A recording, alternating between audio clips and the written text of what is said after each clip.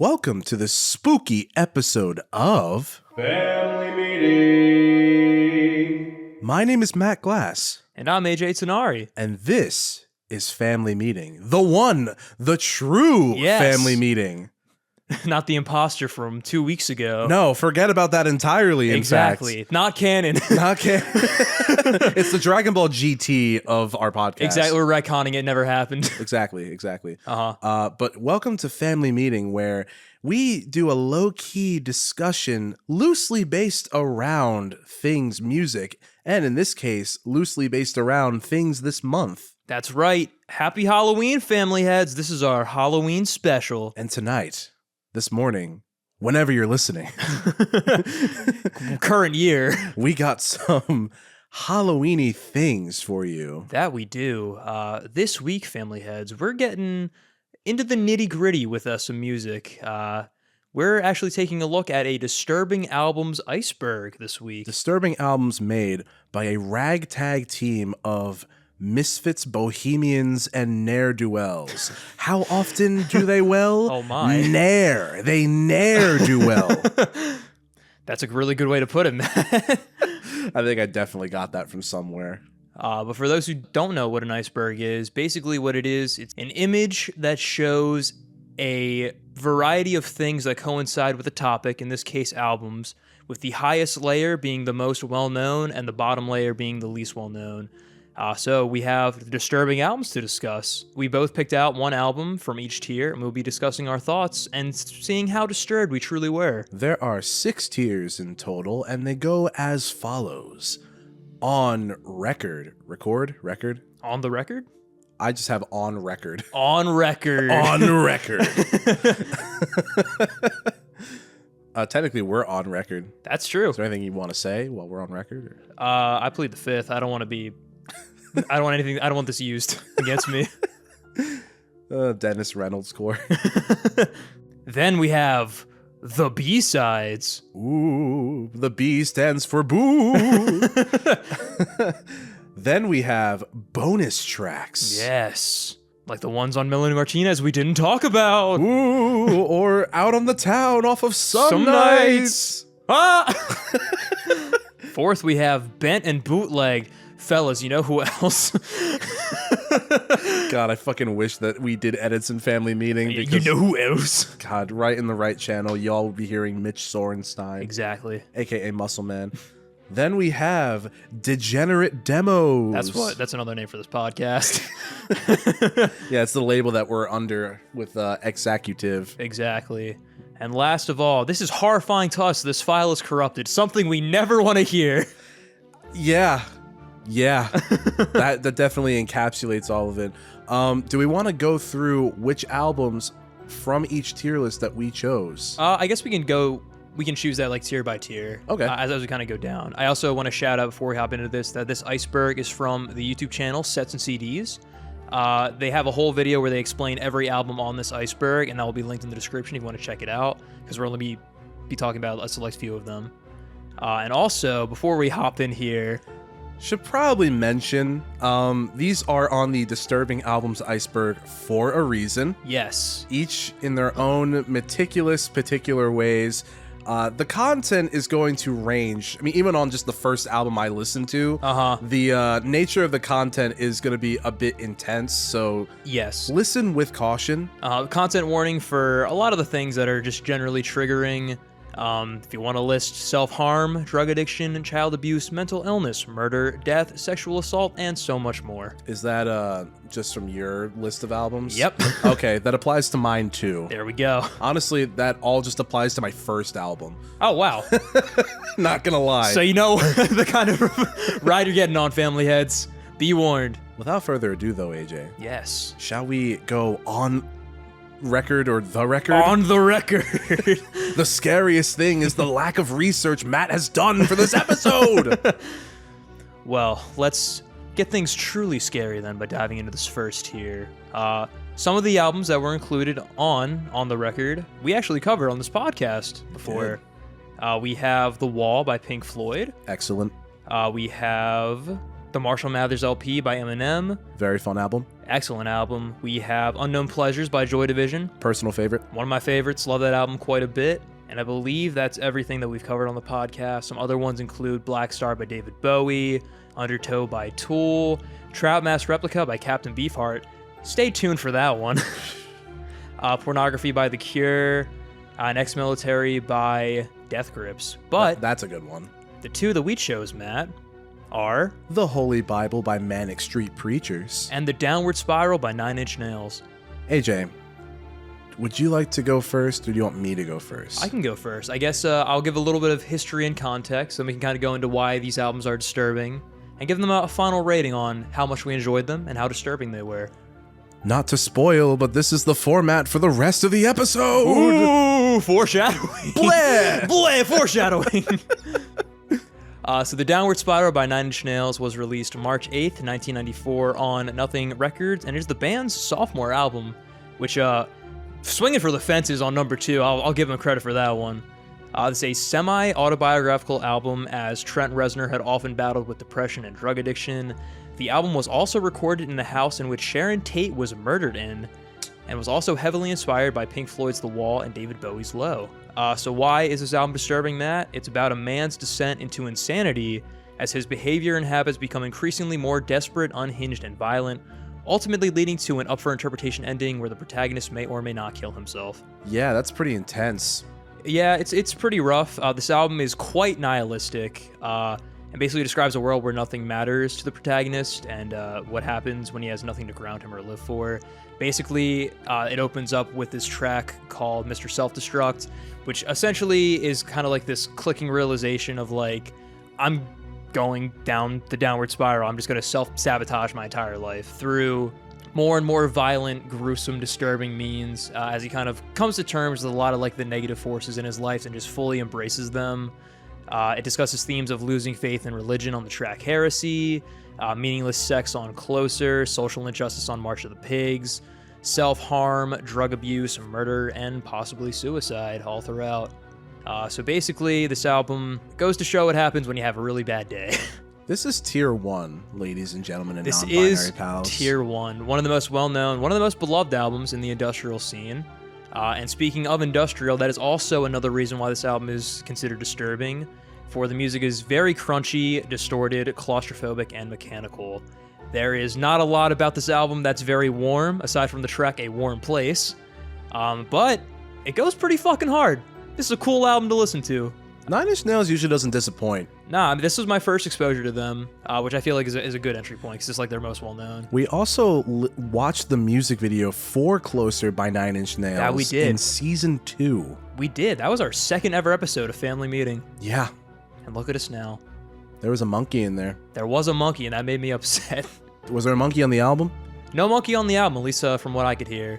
But I will say, Closer is a better song than it is a music video. Listen, it may be tier 1 on the Iceberg podcast, but for no monkey in the song, F tier album, I would say. I would agree. Not enough monkey. Also, Hurt is on this album. It closes out I love that song. The Downward Spiral, in which Johnny Cash covered it after it came out, and and Trent Reznor officially said it's not my song anymore after that. That's kind of dope, honestly. Yeah, which is pretty baller. I love his version, though. I don't think I've ever heard it. What, the Johnny Cash? Nah, I've only heard this one. I have heard the Johnny Cash version. I meant the 9 Inch Nails version. I love this one so much. It is really good. Like, the OG is just...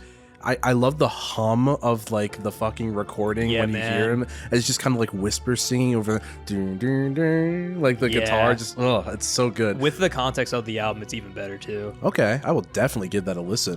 Because that's, like, kind of like where the up for interpretation ending kind of comes from, where it means, like, well, how did he hurt himself? In like what way? Like, is this in like the afterlife, or is this like him just kind of coming to terms with like everything he's done, kind of like The Wall? But some talking points that I have. This album is really fucking good. It's a really fun ride. Closer is a highlight. It's a fucking banger. Really encapsulates just like the overall feeling of like meaningless sex and just like what that kind of means to the main protagonist. Also, the track Ruiner is very eclectic with these like super out of place keys. And Reznor's vocals are like super close to the mix too, which like makes it just feel super claustrophobic. Also, a lot of the keywork kind of reminds me of Metroid music. Not really like important, but that's just what I thought when listening to this album. There's some comfort in these dark times that the albums are presenting us family heads. Exactly. Heresy is another really cool track. It's kind of like edgy. It kind of earns it because it's just basically the main hook is God is dead and no one cares. If there's a hell, I'll see you there. And, you know, that's some like 13-year-old shit, but dude, when Trent Reznor says it, fuck yeah, that rules. Some highlights are Heresy, Closer, March of the Pigs, Ruiner, A Warm Place, and Hurt. I'd say overall ranking as an album, I'd give a B. And in terms of how much this disturbed me, I'd probably say like a 4 out of 10. Okay. I think I didn't really give this album like too much of a lyrical dive, but like just from hearing it on like my repeated re-listens and like knowing the concept, there's definitely a lot of things that are uncomfortable to listen to in like your daily life. So I think upon a re-listen that could maybe go up, but it's just a really solid album for industrial. That's sick. I'm gonna have to give it a listen because I really haven't listened to much of Nine Inch Nails. Yeah. Fun fact about the song Hurt that I also feel I need to mention. There's this really cool contemporary composer named Eric Whitaker. Okay. He has such classics as The Seal Lullaby and Lux Arumke, if you're familiar at all, obviously. AJ. Of course. And we value Lux Arumke on the Family Album podcast. That's actually how we started this podcast. That AJ wanted something that was like Arumke, Lux Arumke. Yeah. The Lux Arumke of podcasts, if you will. Pretty much. That's what we've been called by Pitchfork and Rolling Stone.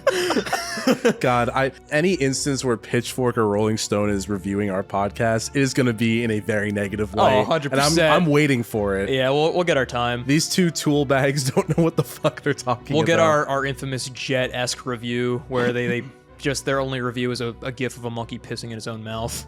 Yeah, that's how I describe most of Tom Hate's albums. But anywho, yeah, he has a choral arrangement of Hurt. I see. And it's really well done. It's actually my introduction to the song in general. Gotcha. And then I was like, wait a second, this is a real song? Yeah. Not that choral pieces aren't real songs, guys. But like it was a song before that. Yeah. And then Johnny Cash is now... He was also there. He was there, and now the original composer of the song says Johnny Cash redefined it. It's canon. It's canon. I swear. That's really cool that you had a good experience with it, though, because, like... Yeah. I bet, like, it was one of those instances from what you were telling me that, like, musically, it kind of, like, took your attention a little bit more, maybe. Definitely. I was definitely more just enthralled by, like, the energy that this album kind of has. I listened to it, like, a few times. A lot of it was passively. I didn't really do, like... too many active listens because I kind of like the first half is like very like solid in my mind, the back half not too much. I understand. But I did enjoy it. And, you know, it's family meeting. It's fantastic. Come on, it's family meeting. Who gives a shit? Yeah, really. But I guess like spoiler, a lot of these albums I do have positive things to say. Me too. Yeah. A lot, not all. That's true. A lot. Yeah.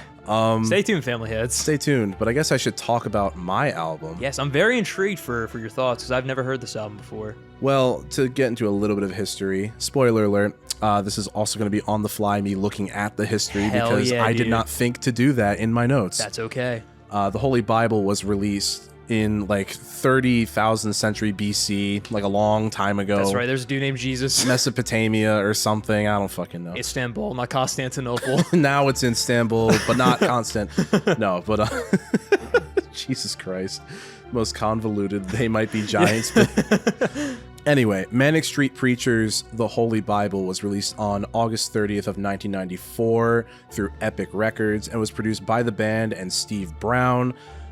Part of the reason this album has a lot of disturbing connotations surrounding it is because it talks about sexual abuse, body dysmorphia, anorexia, fascist regime. Like, there is a lot of stuff on this album. I think even drug abuse at one point. Yeah, that makes sense. Yeah, alcohol abuse, self-harm. Yeah, a lot of that. But this album, despite addressing a lot of these issues in a very lyrically conscious way, this is the last album that the band released as a 4-piece band before the lead singer and sole writer of the band, Richie Edwards, disappeared. Yeah, that's fucking horrifying. That's on haunting. February of the following year. Jesus. Yeah, no, it's kind of insane. He was suffering a lot. And a lot of the lyrical content of him, like, kind of spiking out and talking about the failures of society was stuff that he had, like, experienced himself. So it was really personal, and you can see that all over this album. Like, I will also kind of give a disclaimer too. I really enjoyed this album because even though it's disturbing in lyrical content, it is a banger of an album to listen to. Honestly, some of the best lyrical writing I think I've ever like read in an album, just in general, for sort of grunge adjacent music. I've heard a lot of good things about this album. I've been meaning to like check it out, but just like never really got around to it. It's fucking beloved, and I understand why. Honestly, it was a great listen, despite it being in like a little horrifying as you kind of go track by track. Which I won't be going track by track per se. I'm just gonna call out some of the tracks that like I really like, just to kind of also highlight shit about this album. It's a bit of a general thing. The music all over the album is fantastic. Specifically, the vocals and the drums, I believe, are the highlights. Even though the guitars have amazing soloing moments. I don't know who the guitarist's name is offhand, but link in description if you really care, or just look on Wikipedia, quite frankly. That was really condescending, audience. I feel kind of bad now. That's our job to look on Wikipedia. Kind of reminds me of like Built to Spill if they decided to like go and tackle like a lot of like really not comfy song topics. Gotcha, that's kind of sick. I'd fuck with that. And it works. The production isn't anything to marvel at, but like they make it work. In fact, a lot of the production, I wouldn't say is flat, but it is really like on you. You know what I mean? Almost in like a Pinkerton way in terms of crunchiness. Very raw. Very raw. We like raw that. is the term. Some tracks that I really like. The title track, Yes, is a banger. The chorus gets stuck in my head all the time. It's a song about how the sex trade provides the main thrust on like the surface of society, and how the lead singer kind of creates this allegory between like the experiences of being a prostitute and being like an artist in the music industry. I see. Gotcha. It uses images of self-abuse and the feelings of being sold to the highest bidder, which was pretty pertinent in his life as he was really suffering mentally. And it shows. He kind of like really gives it his all, and it makes for like a really good intro. It's really weird though, because like I would imagine like tone wise for 9 Inch Nails, what I'm trying to say, I feel like tone wise you probably really feel the vibe. The music is like very much just rock on this album that I'm talking about right now. So you're like, oh wow, this is kind of a banger. Da-da-da-da video, and then you look at the lyrics and you're like, oh fuck. Oh, I have an album just like that in a few tears. Holy shit.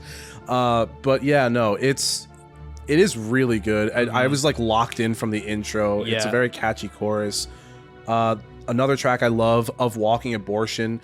It critiques how leaders of nations and leaders in general shift the blame for issues in society on like the undesirables, quote unquote.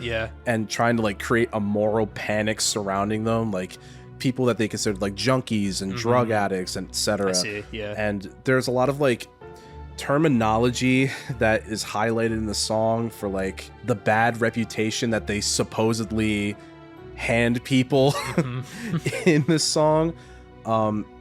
A lot of the mentality from some of these lyrics is like, because we allow the monstrosities to be committed, humans are just as disposable and disgusting as maggots. Like they really just lean into that satire like so intensely. Fuck yeah. Yeah, he was really like suffering with this album. That sounds like it. I don't blame him. We might be looking at the most unsnapshotable episode of the Family album possible from when we post the reel. Yeah. We have there's gonna be like little to no jokes about this. Valid. Get it all out in the intro. Exactly. Yep. Let me see. Archives of Pain. The lyrics are very like pro death penalty, as like as it looks at the media glorification of serial killers, but it's not clear whether the words are like actually advocate for like capital punishment. A lot of these lyrics too, Edwards was in this state of mind that was really hard to tell like what he truly meant by a lot of his statements. He randomly told a reporter in an interview that the best thing America did was kill John Lennon. Wow. Yeah, he was like really vitriolic and bitter. It sounds like, I mean, he has a lot to be angry about. Yeah, no, it was fucking crazy.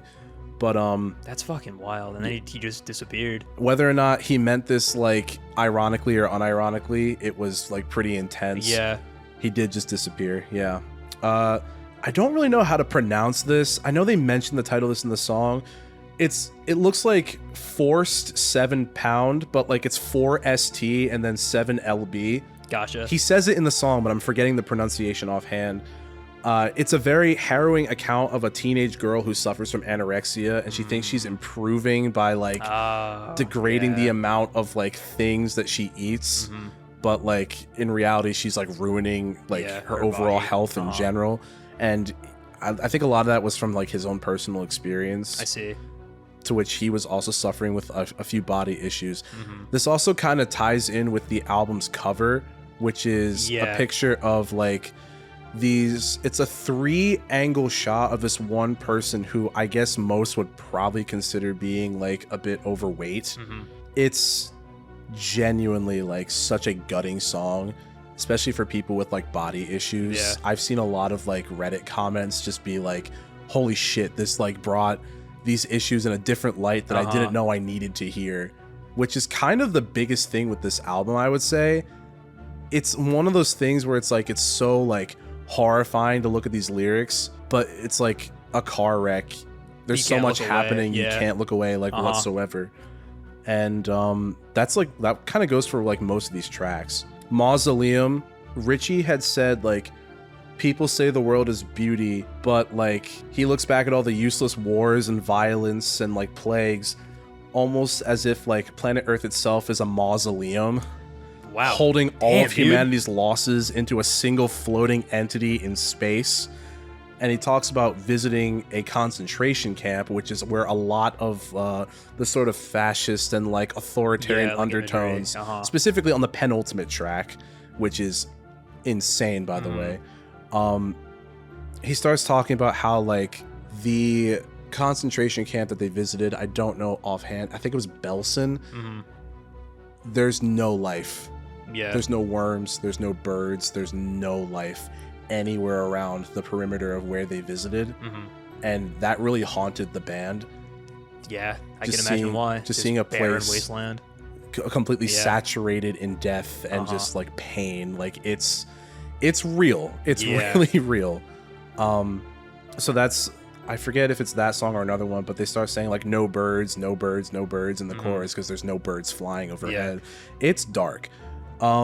There's this weird moment though that's really sickening on the album, but in kind of an interesting way. It's called This Is Yesterday, and it's this idea, and the placement on the album is diabolical, where pretty much the whole point of the song is to just like numb yourself to the world around you and try to live like a happy life with this mentality that someone's gonna pick you up from all this despair and save you, like a higher power or something. I gotcha. So it's like this outcry for like foolish hope, which isn't foolish, I would say, but like just kind of naive help, I would say, from like a higher power. And it is also pretty sad. It's like a critique on faith, I assume. Critique on faith, but then also just like using faith to blind yourself from humanity and use that as the only means of getting through your pain without realizing like what's going on around you. And also like to get through a lot of things, you kind of have to go through it yourself. That's fair. And the lyrics are really gutting, mostly because a lot of them are happy. Gotcha. Which you go through like most of the album, and it hits you like a truck. I tried on my first listen to really pay attention to the lyrics because I'm also really bad at doing that. And as I was reading this, like as the songs are going through each one, dude, I was like so taken aback by how I felt when this song happened. Like it felt wrong. It felt wrong to enjoy the song. I see. But all the songs are really good, which that's what I hear. The music is like really very well done, and I'm extremely intrigued to check this one out based on everything that you've been saying about the lyrics. I won't drag it on any longer, but The Intense Humming of Evil is quite literally about the Jews being taken away on trains to concentration camps. And also Winston Churchill 1 second being like, hey, we gotta save these people. And then the moment that the war is over being like, all right, well, back to exploiting, you know? Yikes. Fuck Winston Churchill. But lots of themes in the album. Definitely disturbing lyrically, but I would say I had kind of a similar experience to AJ where, not gonna lie to you, the stuff was horrifying. I was also bopping my head like a lot on this album because instrumentally, fantastic all across the board. So in terms of my disturb factor, honestly, I would say like 3.5, because not saying the music took me out of it, because I think it did exactly what it needed to do. Yeah. But like, I definitely was not disturbed nearly as much as some later ones in their own ways. Yeah, I can see that. This is the first tier after all. Yeah. But even then, that sets the bar for this pipeline we're going down. I also will give a fair warning for a couple of the tracks later down the line. I don't know a lot of the information for, like, I'd say 1 or 2 of them. Yeah. Because there isn't a lot yeah. of information. Specifically for one of the albums, I couldn't find, like, anything. So bear with us, family heads. We'll be learning along the way. Reddit can only get me so far. But anything else about Tier 1, or shall we dive a little deeper into this iceberg? Let's keep on going. So next up is the B-sides, correct? Yes. So the album that I chose is a vaporwave dark ambient album called Atrium by Hallmark 87. And I chose the album Monoliths and Dimensions by Sun O. But I believe there are also some albums we've covered on this tier as well. We have News at 11 by Cat System Corp, and that's it. But some other albums that are on this tier, some well-known ones we have. Oh, and some rap songs by Earl Sweatshirt is also on there. We did cover that as well. Interesting. That's fascinating. That's on the same tier as this album on this tier. Yeah, I feel like this iceberg is interesting. I think it's more so organized in, like, I think there's a combination of, like, most known versus, like, disturbing, and, like, the deeper you go, the less well-known and the more disturbing it gets. But I feel like some of these don't really correlate with that. I felt like a lot of it was a little uneven. Like, there was definitely a moment where I was like, this is not nearly as disturbing as I was hyping it up to be. Like, some are definitely very well placed. Yes. And we'll get to there. But I feel like News at 11, like, there's disturbing context behind it, but in, like, terms of, like, how it sounds, like, I feel like that's more like a tier 1 kind of album. And then there's an album on the next tier that I think is also a tier 1 album as well. It really does show that people's level of disturb factor is subjective. That is true. That's a very good point.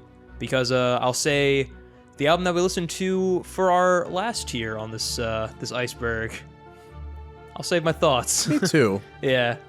But other albums on the B-sides include My Teenage Dream Ended by Farrah Abraham, I believe.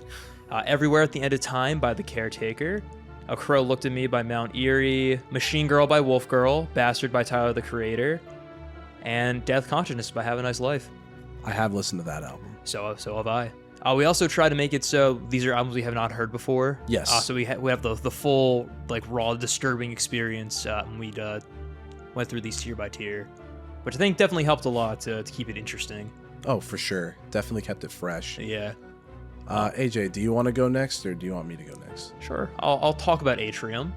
This is an album that's kind of intrigued me for a while, because I'm a big Vaporwave fan, and I have heard about this from the YouTube channel Pat Shennington, who's kind of like the big Vaporwave guy on YouTube. He did like a whole video about disturbing albums, and this made the list, so that it was always on my radar, but I never checked it out. Gotcha. It was released February 18th, 2018 on Nightlight, DMT Tapes Florida, and Geometric Lullaby Records. And it is by Vaporwave artist Hallmark 87.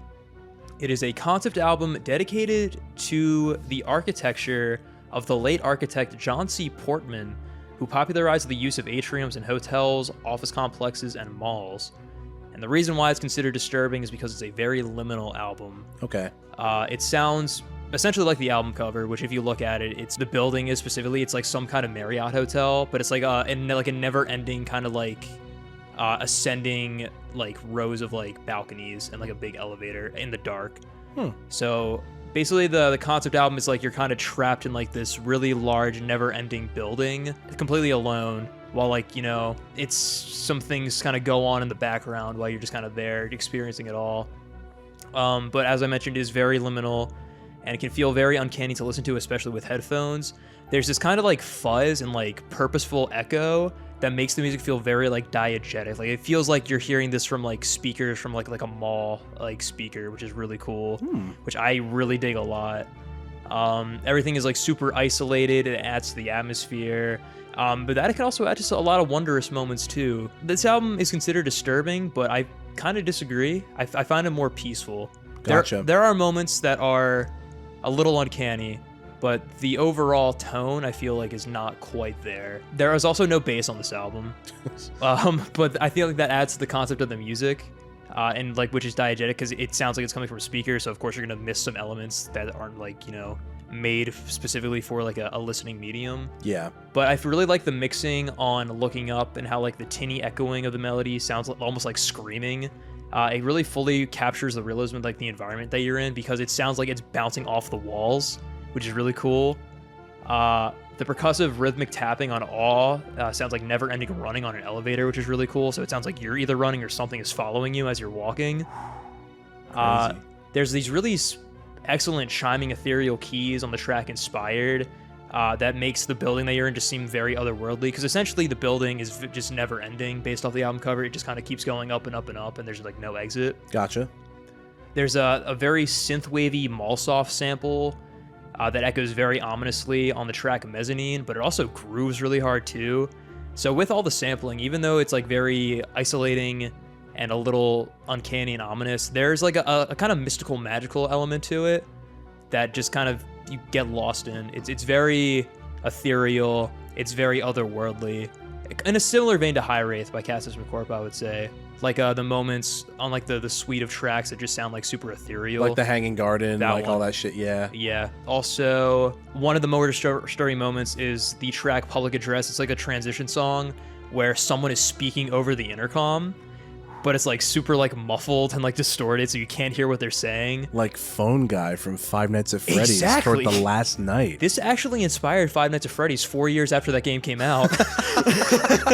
Yeah, Scott Cawthon said himself. That's right. There will be a band called Hallmark 87. So I think overall I can see why people find this unsettling. I disagree that it should be at the second tier, though. I think it should be on the first tier in terms of like disturbingness. I guess in terms of and how well known it is, it's a little more niche than the rest. Yeah. But it's pretty just comparable to like the sound and the feeling of like a lot of ambient vaporwave albums. Like I think High Wraith is a pretty good comparison for like the more ambient tracks on those. And essentially it just has like a really cool backdrop as its gimmick with like the whole John C. Portman like concept and just like the overall concept of like being trapped in this abandoned building that never ends. So in terms of my enjoyment, A-. I really enjoyed this album. I think this is going to be a frequent re-listen as I go back in my vaporwave journey. Some highlights or tracks are Looking Up, Awe, Mezzanine, Desolate, Glass Elevator, and Marquee. And in terms of the disturbing scale, I'd give this a 2.5 out of 10. I think there are a couple moments that are like ooh, that's a little spooky, but overall it's just a very pleasant listen, at least for me. Gotcha. Well, I'm glad you had that experience. I'm very intrigued to listen to it because It's cool. I do like vaporwave quite a lot. I also very much am a fan of like liminal space, like horror, but even not horror kind of stuff. Like I like the concept. Yeah, it's interesting, and I feel like this is a really cool album that kind of demonstrates that, like through the audio medium, like very effectively. Gotcha.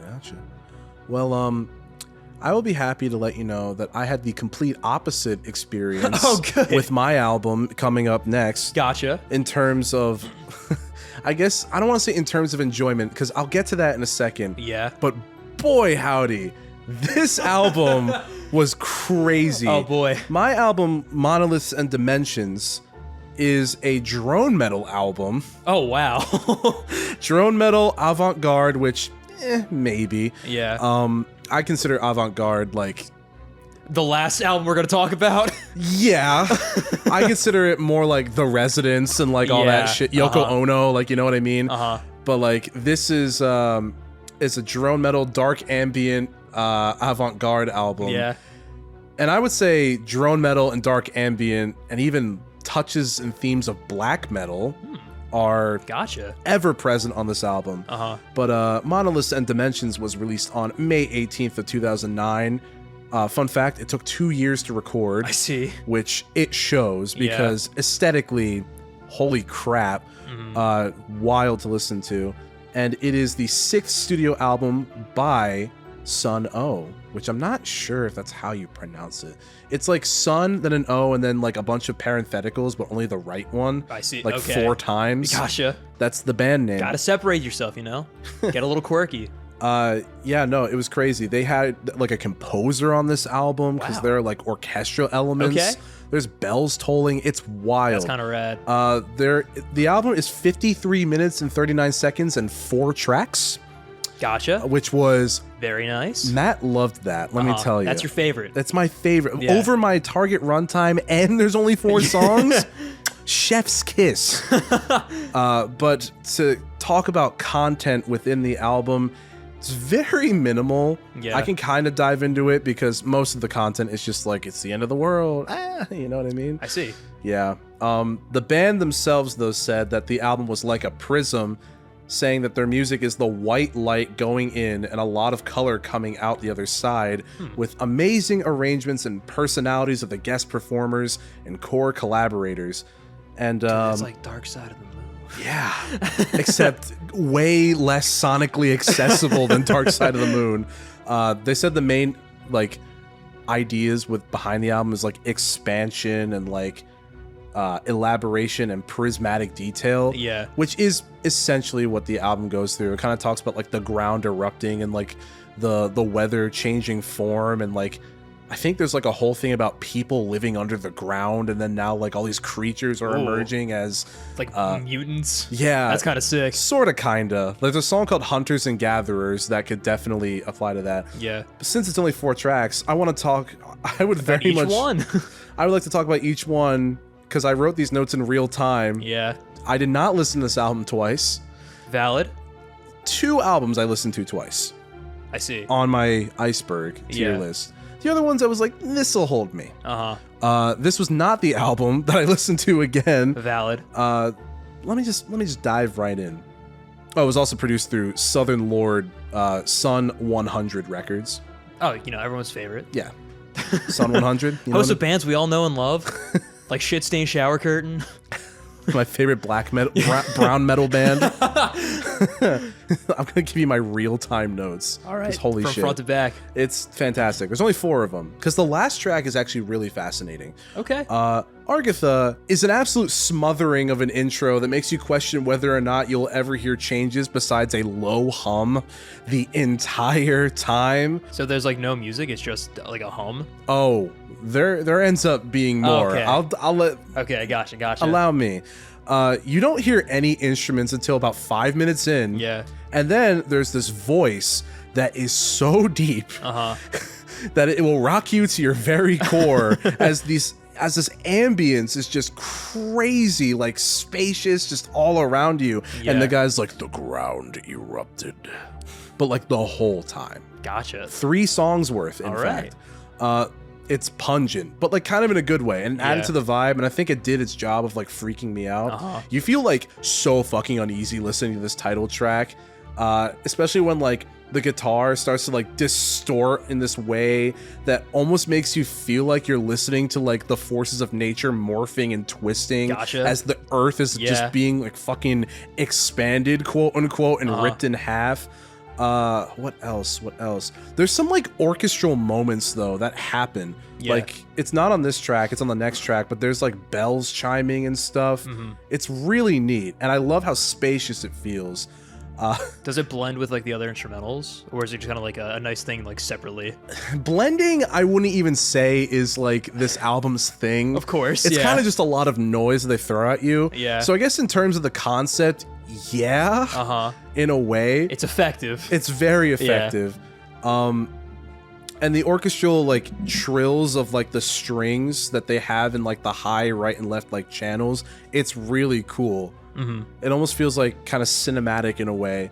Reminded me a lot of like Outlast 2 as just the overall aesthetic, which was kind of dope. I'm not gonna lie. That's pretty sick.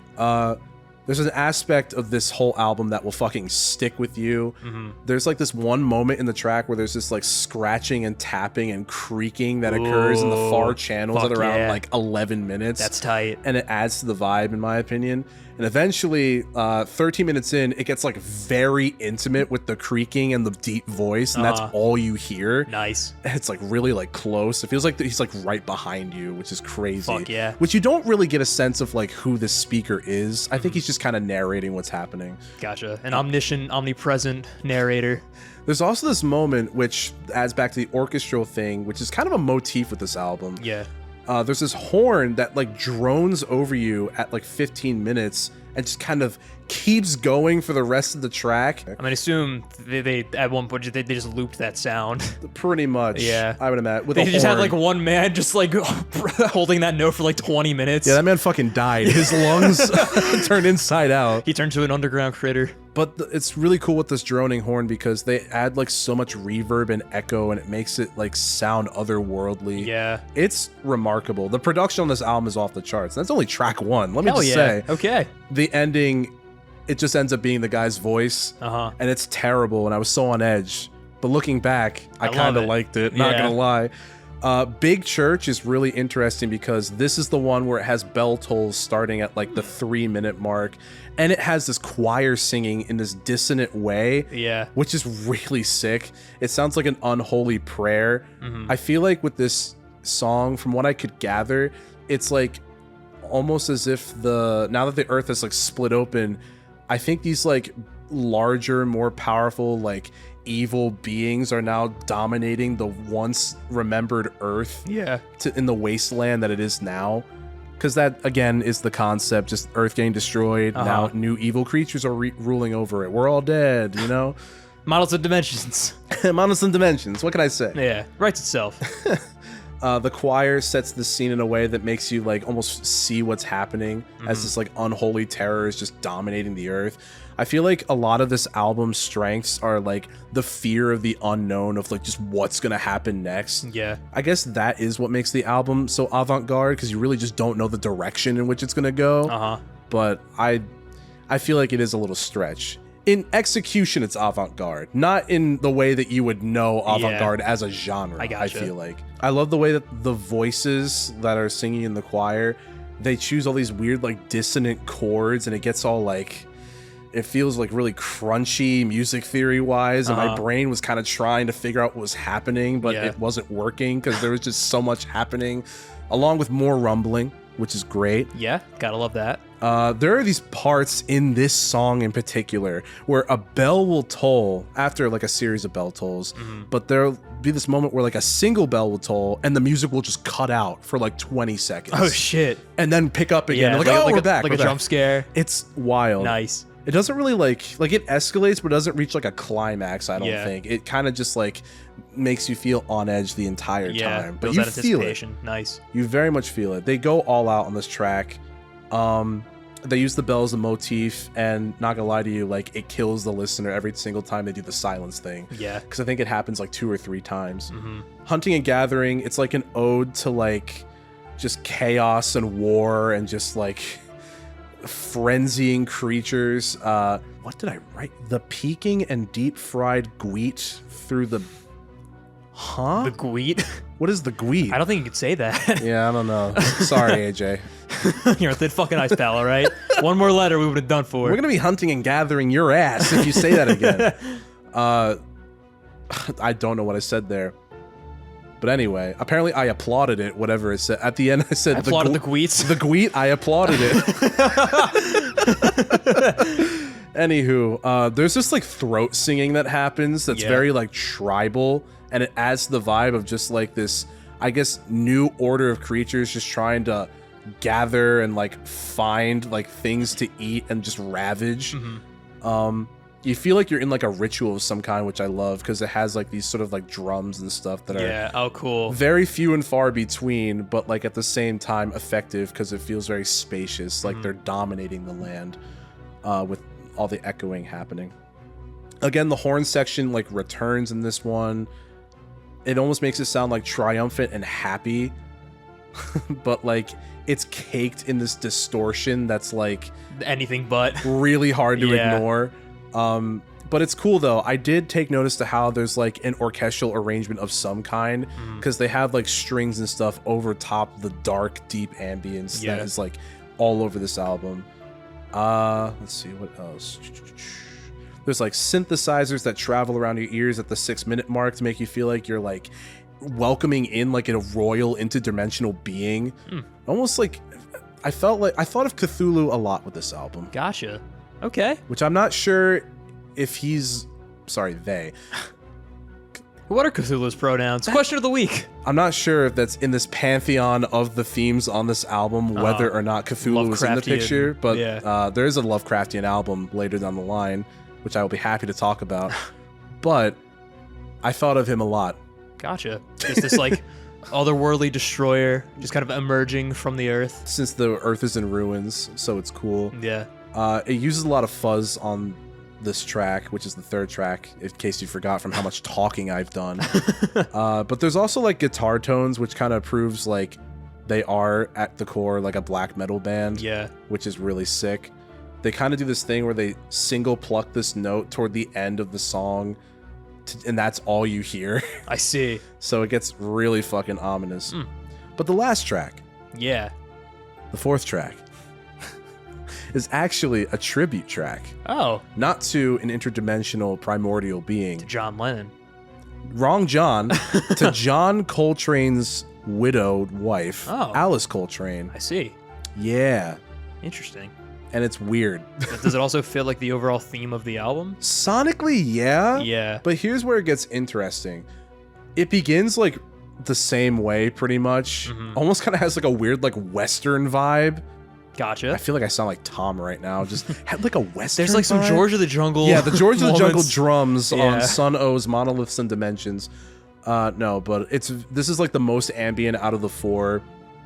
Oddly enough, I started to kind of like it because I noticed that there was like a horn section and they were playing like triad chords. Okay. Which was interesting, and I was like, huh.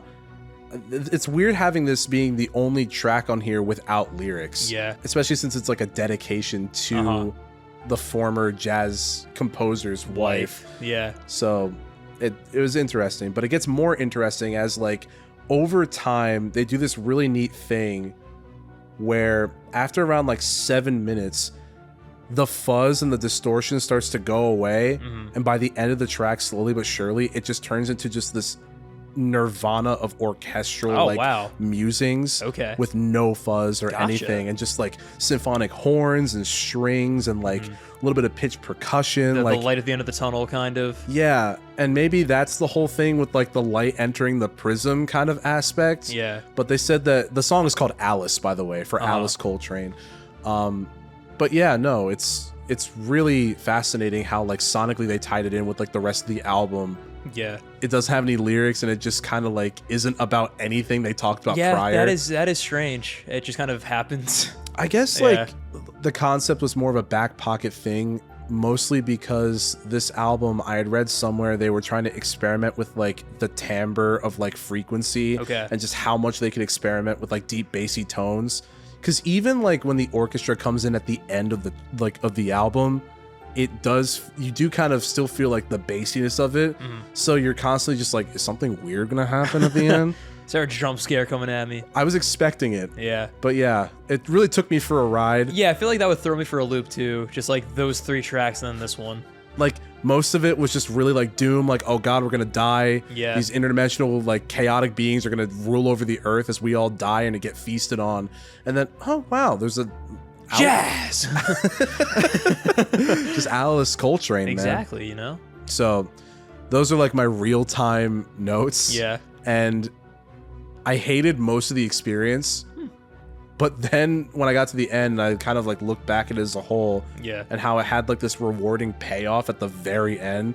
I was so relieved. It kind of like gave the album better graces in my mind. Look at that. So I would say in Disturb factor, this was like, I'm not gonna lie to you, a solid like 6.5. Nice. I could see why. It sounds very crazy and chaotic. I did have to take like one break in between track 2 and track 3, just because like I felt like there was like a pressure almost on my shoulders with just the constant just like bassy humming tones, like it, especially that like one with the bell tolls. That one really fucked with me for a little bit, but no, it definitely did the job, and the payoff was good. So I would consider at least listening to the 4th track again. You know, but not the full album. I don't know. I'm gonna need a hot minute, I think. Understandable. It sounds like a commitment, to say the least. It definitely was. But speaking of commitments, we got a full fucking iceberg to get through. That's true. I promise I don't have any other track by track anything for the rest of these albums. Okay, Matt. Thank you for taking us along on this journey. It sounds like it was quite an adventure, to be sure. I mean, if you're really curious, audience, give it a listen. Yeah, give all these albums a listen. Not all of them on the Iceberg. No, definitely not all of them. Some of these are not safe for life, and one of them will actually get you arrested if you listen to it. I'll get to that when we get to the very end. Is it the one that you... Different one. Oh! Yeah. Oh, fuck. Yeah, dude. Holy shit.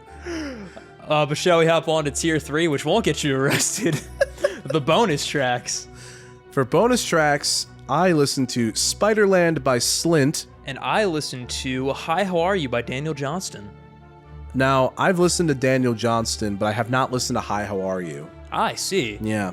Before I hop into that, some other albums that are on tier 3, one of which I believe the only one we've covered on the podcast is Mr. Bungle's Self-Titled, which I think is a little too low for disturbing factor and also notoriety. I feel like it should be at least tier 2. Now, this is where I kind of get a little unfamiliar, where I know the album has been out the artists, or vice versa. I believe the only ones I knew on this tier specifically were Mr. Bungle and the 2 albums that we chose. Some other ones on here are albums called Mark of the Mole, You Won't Get What You Want. Oh, that's by Daughters. You Won't Get What You Want by Daughters. Excavation, Destructionist, 7 Idiots, Hushwave. The ever illustrious Locust Abortion Technicians, The Ape of Naples. Shit-stained shower curtain, you know, all your favorites. Mr. 50s. Vlad the Impaler. Count Rapula. But yeah, so we're starting to get into the thick of it at this point. But yeah, so you are familiar with Daniel Johnston. I knew of him, but had never listened to a full album before this episode. I think the album that I listened to was a little bit, actually maybe a lot of bit, like before his mental health really started to go. Okay. So I don't know where in his life the album you listened to was. This is 83. Okay. So I think it's decently early in his career. He was 22 when he released this. Gotcha. This is after the point where his brother kicked him out of the house and he was living with his sister. Yeah. I don't really know too much of like the broad history. I just know that he's a very sad life and very sad backstory. Yeah. Even without all the full context, I can gather that from a lot of the lyricism and themes on this album. He was such a kind soul, too. I know, man. He just wanted to share his music, and then tragedy. Just a little spoiler, this album did disturb me a little bit, Matt. Gotcha. This is a sad fucking album. Yeah, I would imagine. And the thing that's like, the biggest thing about Daniel Johnston is that, like, for those who don't know, he suffered from some pretty bad, like, schizoaffective, like schizophrenic stuff due to some like traumatic moments in his life, specifically religious trauma from his parents. Isn't it always? Yeah. They deemed a lot of his music and a lot of his like music career as unholy, and it actually prompted them to send them to a psych ward pre-2000s, which the 2000s psych wards were not great, but early on, they were much worse. Yeah, I remember hearing about that story, and that's just heartbreaking. It's really, really sad. And that is a big reason why this album is considered disturbing. Basically, you get a full picture of like what goes on in Daniel Johnston's mind, just kind of like all the things that he goes through and like the things that he thinks about. Yeah.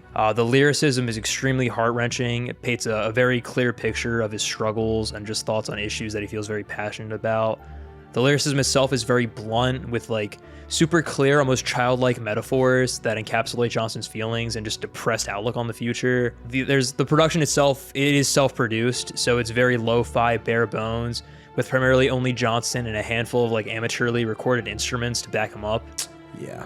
The instrumentation can often be very dissonant and abstract, leading to unsettling melodies, especially when combined with Johnston's depressing lyrics, and also the ever-present hum of the recorder that's just adds on to the kind of like uncanniness of it. He also discussed themes of depression, mental illness, isolation, despair, fear, and anxiety. So in a very blunt way, which you can't really just get away from. And just the entire context surrounding the artist just kind of puts like a whole kind of like filter on this album that just makes it kind of heartbreaking to listen to. Poor You really sets the tone perfectly with a gut-wrenching, almost poetry-esque delivery as Johnson kind of like laments on his position in life and how he like hallucinates someone having sympathy for him because no one in his real life does. Yeah. I'll Never Marry fucking broke me. It's like 30 seconds long, but it's just a really gloomy, nihilistic track where Johnson just laments over his belief that he'll die early and alone. But there is also there's a couple like positive moments that really make this album kind of beautiful. Like there's the duality of this track, Hey Joe, with his very peaceful piano melody and just uplifting lyrics that he's reminding himself to just get up and keep trying. There's also some really interesting use of sampling, and almost in a Chris Chan way, where when he records, he sings over like a sample of music playing as opposed to like using like music there. On the track Punching Joe and Disarray Blues, he uses like classic 50s like big band jazz tracks that he kind of sings over, which I think is very interesting and fascinating. I also like how he roasts the fuck out of his sister-in-law on the closer, which is really fucking funny. Some highlights for me are Poor You, Big Business Monkey, Walking the Cow, I'll Never Marry, Disarray Blues, Hey Joe, Keep Punching Joe. Like, even though there's like a lot of depressing stuff on this album, you do still get a sense of it. It's just like his kind nature and just like his kind of like his humor. Like Big Business Monkey is just about how he hated his boss working at McDonald's, which is really fucking funny. It's very relatable. Walking the Cow is one of his most well-known songs, and it's just kind of about like, I think just like the daily struggles of life and how he compares that to just like walking like a cow. Yeah. Because it's just like, you know, it's inconvenient and a hassle. But like it's actually like pretty well done, and it's probably the best-selling song on the track or on the album. The Joe trilogy is a really nice, just kind of like light at the end of the tunnel, where it's Johnson reminding himself to just kind of, you know, just get back up again, and like things will be okay as long as I believe in myself and like I find my people, which is very, very sweet and I think very needed on this album as well. For like an album like A-, like this is just like the most like I could see just everything like going on. Like, even though like this is the only album I also only listened to once as well, and I didn't need to listen to it again because I knew, like I had all my thoughts just ready for it. And I'd say on disturbing scale, like 6.5 or a 7, because like this like really like affected me when I first listened to it. I would imagine you really do feel a lot for him. A couple fact corrections. One, the album that I had listened to by him was from 1990, so it was after this one. Okay. I can only imagine probably how emotionally harrowing this one was at this point in his life. Also, he was diagnosed with bipolar disorder. Okay. Yeah. Gotcha. Which I believe he ended up, like you said, he had hallucinations. Yeah, he did. And they only worsened over time the more trauma entered his life. But yeah, no, that's like the one thing that's so disturbing about Daniel Johnston. There's like this one essence of like comfort that you kind of get from his music as he just tries to make light of a lot of really shitty things happening, both like in and out of his control. It's heartbreaking, and even on the album that I listened to from the 90s, I do want to explore more of his discography, so I may give this and maybe some of his other ones a listen. I think it'd be definitely a worthy endeavor, because a lot of people like really love him. Like he's the face of outsider music, and I think for a good reason, because it's a very sad but like interesting and just fascinating story, and music that will legitimately like touch you in like the most like raw way. If you're interested in any of his other material, this AJ and the rest of you, that's me. I already forgot. Artistic Vices is his 1990 album. Okay. One of his most popular songs is called Tell Me Now, which is about like trying to navigate like a will they, won't they of like, does this person love me or do they not love me? And that was the first song I ever heard by Daniel Johnston. And it is very like childlike in his delivery and his lyrical writing. Yeah. Just very like kind-hearted and like sweet and stuff like that. Like he says stuff like, if I could trust the things that you do, you promise to make me the king of the zoo. Yeah. Like, tell me now, do you really love me? Like, it's very endearing in a weird way. It's extremely charming to listen to. He also wrote a song about how he has a friend, or he's friends with Casper the Friendly Ghost. That's right. It's kind of dope. I'm not going to lie. I'm a little jealous. But yeah. I'm glad that you took a lot away from that album. You could look at like any point in his discography and just like really feel for him. I feel like definitely, and he definitely deserves the legacy that he has. He deserves to be celebrated because he went through a lot, and I'm glad that like in like the 2000s he just like really found a community that just genuinely loved him for who he was and his music. He actually had a live concert. Yeah, because he had like a really loyal fan base.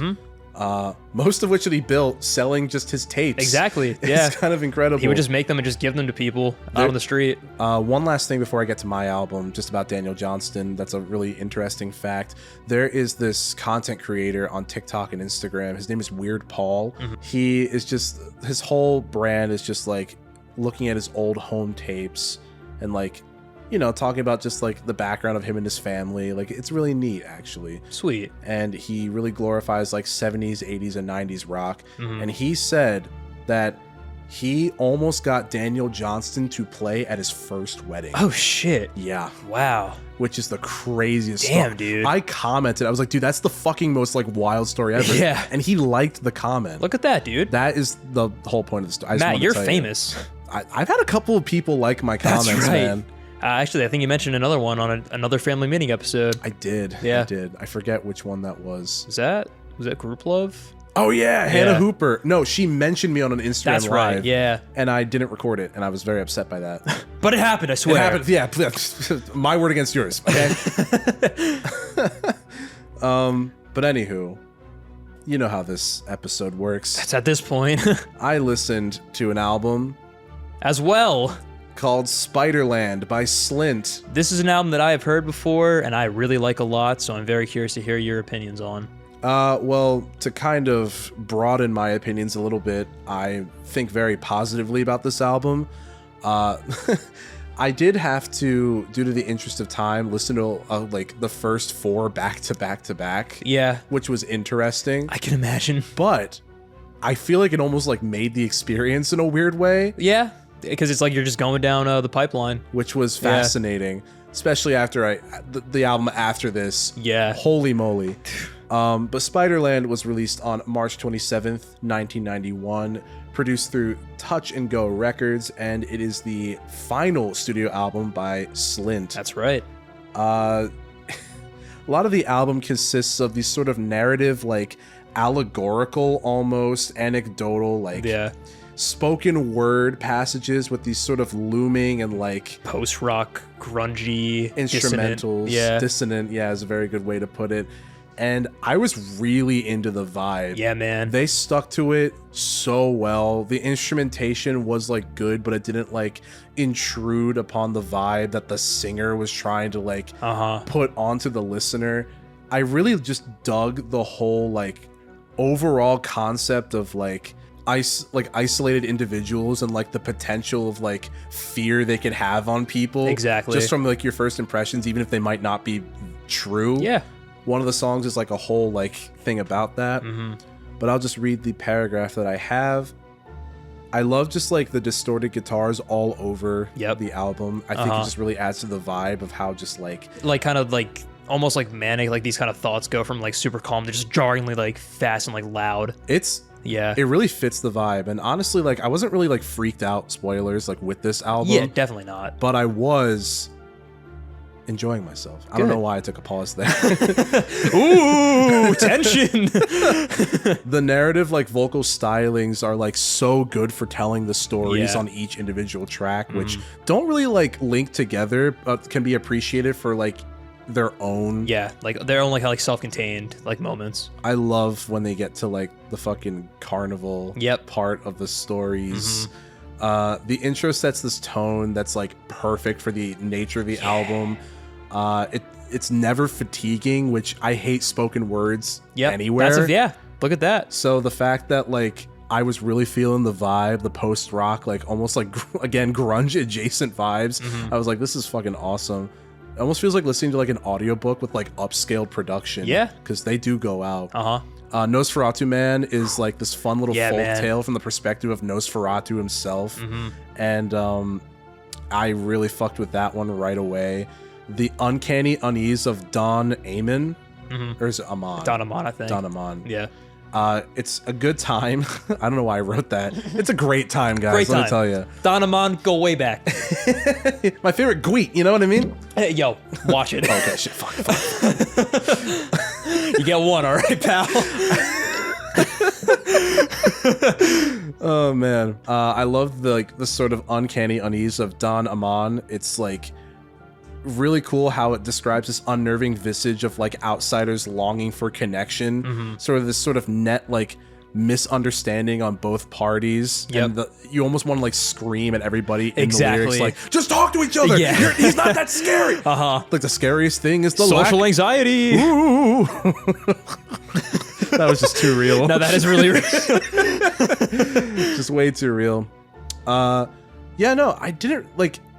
I guess I was equating disturbing with like scary a little bit when I was listening to a lot of these albums, and I guess I could see the disturb factor, but I was just really into the vibe. Oh yeah, for real. It was super like Halloween coded, especially because you get further down. It almost feels like you're like reading like a children's book about these scary stories. They're not comfy by any means. Like I wouldn't say like don't go into this album like expecting a comfy experience. If you're going to this album for a comfy experience off of the disturbing Iceberg, that is on you. Might be in the wrong place. I think like the comfortability kind of comes from the relatability of this album. Yeah. But it's like more kind of like a bittersweet comfort than anything. Yeah, I guess I could see that. Yeah.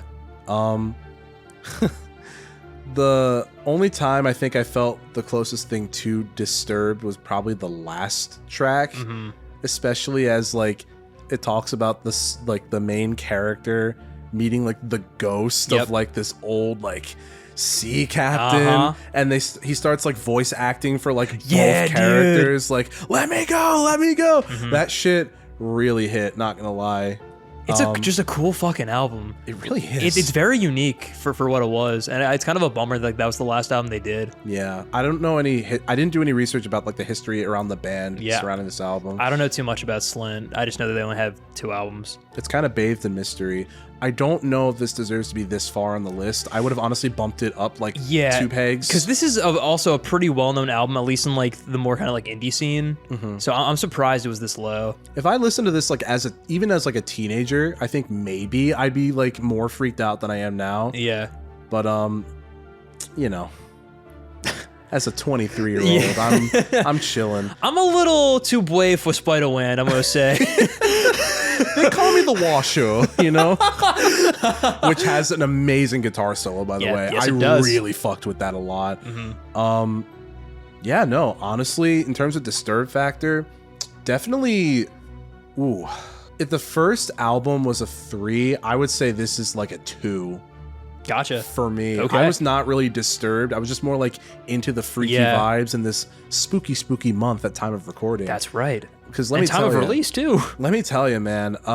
This album really got me into like the spooky spirit. Good shit. Which was really sick. Love to hear. So honestly, yeah, I was still balling and having a great time at this point in my listening journey. Fuck yeah, man. And yeah, Spiderland, give it a listen. It's worth it. Like, actually worth it. I have a question for all the family heads out here. I was discussing with Matt, this is an album that I think we could bring on Tom 8's album. So if you agree or would like to hear Tom's thoughts on this one, by all means, let us know in the comments. I guess that's our poll of the week. Should we give Tom this album? Yes, because I would love to talk about it because this is a very fun album that I enjoy quite a lot. Could you imagine? Oh, Tom's gonna fucking hate it. It would be disturbing to him in all the wrong ways. It really would be. Yeah. I haven't checked out any of their other discography, of course, so I'll have to see if there's anything else that interests me. Yeah, I gotta listen to their first album too. I've only listened to Spiderland. I don't think I had the same like rose-tinted glasses that I did with Manic Street Preachers. Yeah. Because I definitely want to listen to like the rest of their discography because it's fucking amazing. Yeah, I gotta check that one out too. High-key recommend. And listen to Spiderland. It's really good. Yeah, listen to all the albums we've talked about so far. Yes. We'll let you know when not to do that. Sorry, I keep forgetting. I'm just really enthusiastic about the albums we love music on this music podcast. Anywho, AJ, shall we get to tier 4? Yes, this is probably when things start taking a turn, I would say. Oh, yeah. Yeah. So this is tier 4. This is... Which one is this? This is Bent and Bootlegged. Oh, you know who else? I don't think there are any albums. Actually, there's one album that we've covered in this tier on the podcast. Metal Machine Music by Lou Reed. I could definitely see why with my album. Yep. So before we reveal our other choices, some other ones are Public Castration is a Good Idea, Crazy Clown Time. Just to let the record show, I really wanted to choose that one just because of the name. Me and AJ had like a little meeting, and I was like, that'd be so funny if the song went into Clown it. Time. Oh, it's Crazy Clown Time. Wow. What a great album. I love it. I love it. Look at what he's wearing. It's a red nose. Honk honk. Some other ones on here are Jane Doe, Body Count, The Wall of Sacrifice, and I Shall Die Here. But the albums that I chose When the Kite String Pops by Acid Bath. And I chose Revolutionary Pekingese Opera by Ground Zero. Yes. Now, this is when I would say things get truly disturbing for me, at least. Gotcha. So, a little bit of history. When the Kite String Pops was released August 8th, 1994 on Rotten Records, and is the debut album of sludge metal pioneers Acid Bath. Now, I had, I guess, kind of a similar reaction to you for Manic Street Preachers, where I fuck with the music so heavy. And like I listened to it like front to back a couple times, like, damn, why is this so far down? And then I looked at the lyrics, my jaw hit the fucking floor. Tell me about them. So, let's get into why this album is disturbing. So, the album cover is infamous as it is a self-portrait of John Wayne Gacy made while he was on death row. Ooh. Yeah. It features taboo, violent, and vulgar lyrics relating to death, mutilation, murder, drug addiction, abortion, cannibalism, sexual assault, suicide, self-harm, and prostitution. There's a lot of shocking imagery, metaphors, and comparisons that just really take you off guard and just give you a visceral, icky reaction upon seeing them. Oh, man. There's a lot of mentions of insects, specifically cockroaches, pus, rabies, blood, other fluids, and a lot of dead babies. Yeesh. Now, the instrumentation, I would say, doesn't really play a factor into like the disturbing nature of it. It's just some like really good straight ahead sludge metal. Okay. With a lot of sick fucking riffs and bass lines. The production, I would say, is maybe where that kind of comes in because it does sound very amateur. Gotcha. There's like this kind of like fuzzy, murky haze that coats the entire album, and it just feels like you're at like a house show. Oh, good. Listening to this shit. Could you imagine going to a house show and just like With hearing Acid Bath? It's like, oh. I mean, people really fuck with this album, and I can definitely see. I think like, I don't know if this is like a thing with sludge metal or just like Acid Bath in like their own right, but I feel like this was just such like a shock to the system at the time. Okay. Where they were using all of this just like disturbing, horrifying imagery to talk about issues they were passionate about. Gotcha. And like people kind of just really fucked with that because that was just like so taboo and out of the ordinary. It was there to like make its presence known, shock people, and just do what it came to do, and it succeeded because this is like an underground cult favorite. I see.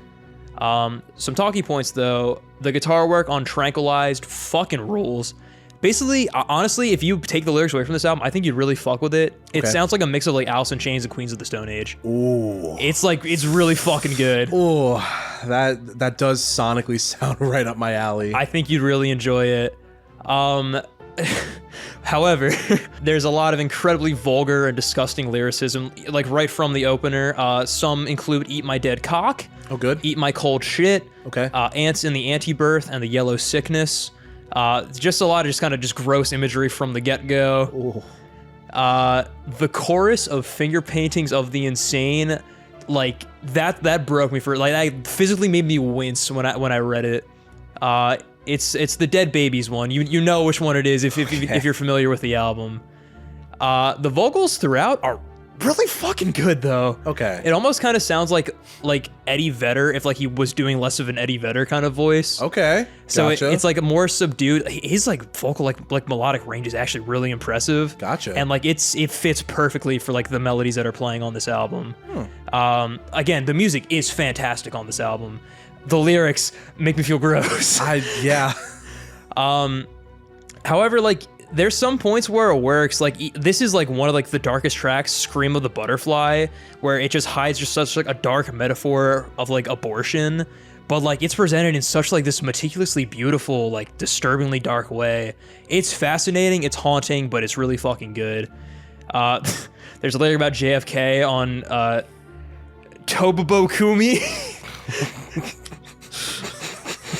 That's what the K stands for, actually. Exactly. JFK Kobobo.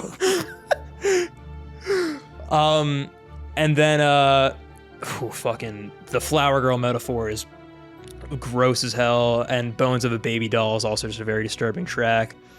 I think some highlights, because I did a couple of these tracks I'd end up on a playlist just because like they bang so fucking hard. Tranquilizer is excellent. It's basically just about like just going as far down a fucking like drug bender that you can go. Yeah. And the music reflects that like perfectly. Intro, The Blue, Scream of the Butterfly.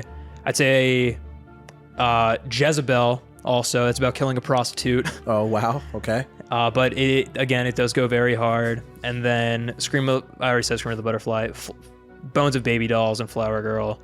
I'd say rating, this is kind of tricky because I do like the album, and I feel like the more I listen to it, the more I will kind of fuck with the lyrics. But I'm still in that initial kind of shock phase where I'm kind of just like, I'm still getting used to it. So for right now, it's kind of sitting at a B-. Disturbing scale, like a 7.5, like possibly an 8, because like that shit gave me like a visceral reaction upon reading for the first time. I would imagine that those sound like really crazy topics. Dude, honestly, they're fucking nuts. Because like they're saying some shit like that. Because it's not like they're in support of these things. It's like they're raising awareness to like issues, of course, but they're presented in such horrifying ways that it's just like holy fuck. But I guess that's like the appeal of this album, because it's just like the most raw, disgusting form of like the evils of society. Yeah. So, hey, check this one out, but with some caution. The music is excellent. The lyrics will get you, though. Gotcha. Well, I'm torn because, like, Alice in Chains, they're very good from what little I've listened to them. Mm-hmm. And I love Queens of the Stone Age. Yeah. So, sonically, that sounds up my alley, but I very much like... I guess I will. Maybe I'll just listen without looking at the lyrics. Yeah, I think if you like throw this on like at work, like you'll catch some things here and there, but like if you're like not fully paying attention, you can just kind of vibe out to just like the guitars and the drums. And you can very much do that with like you mentioned with Manic Street Preachers. Yeah, it's very much a similar vibe. Mm-hmm. Surprise! And I thought the lyrics on that album were fucking crazy. Yeah, holy shit! Yeah, that shit caught me way off guard. Wow, I guess I was sorely mistaken. Yeah, this perfectly belongs where it's at, I'll say. That's really fascinating. Based off of your descriptions, that's fascinating that this album is on the same tier as my album. Okay. Because when you mention Metal Machine music, sonically, I could very much see why my album would be on the same tier as that. But content-wise, I would not say my album is even close to where your album's at. Gotcha. Because I wouldn't even say Metal Machine music is on the same par as that either. I'd say that would be like a tier above. Yeah, definitely. That's great. What do the other albums sound like? Dude, I don't know. What is Crazy Clown Time? No! God, I wish this was a family meeting, because could you imagine that?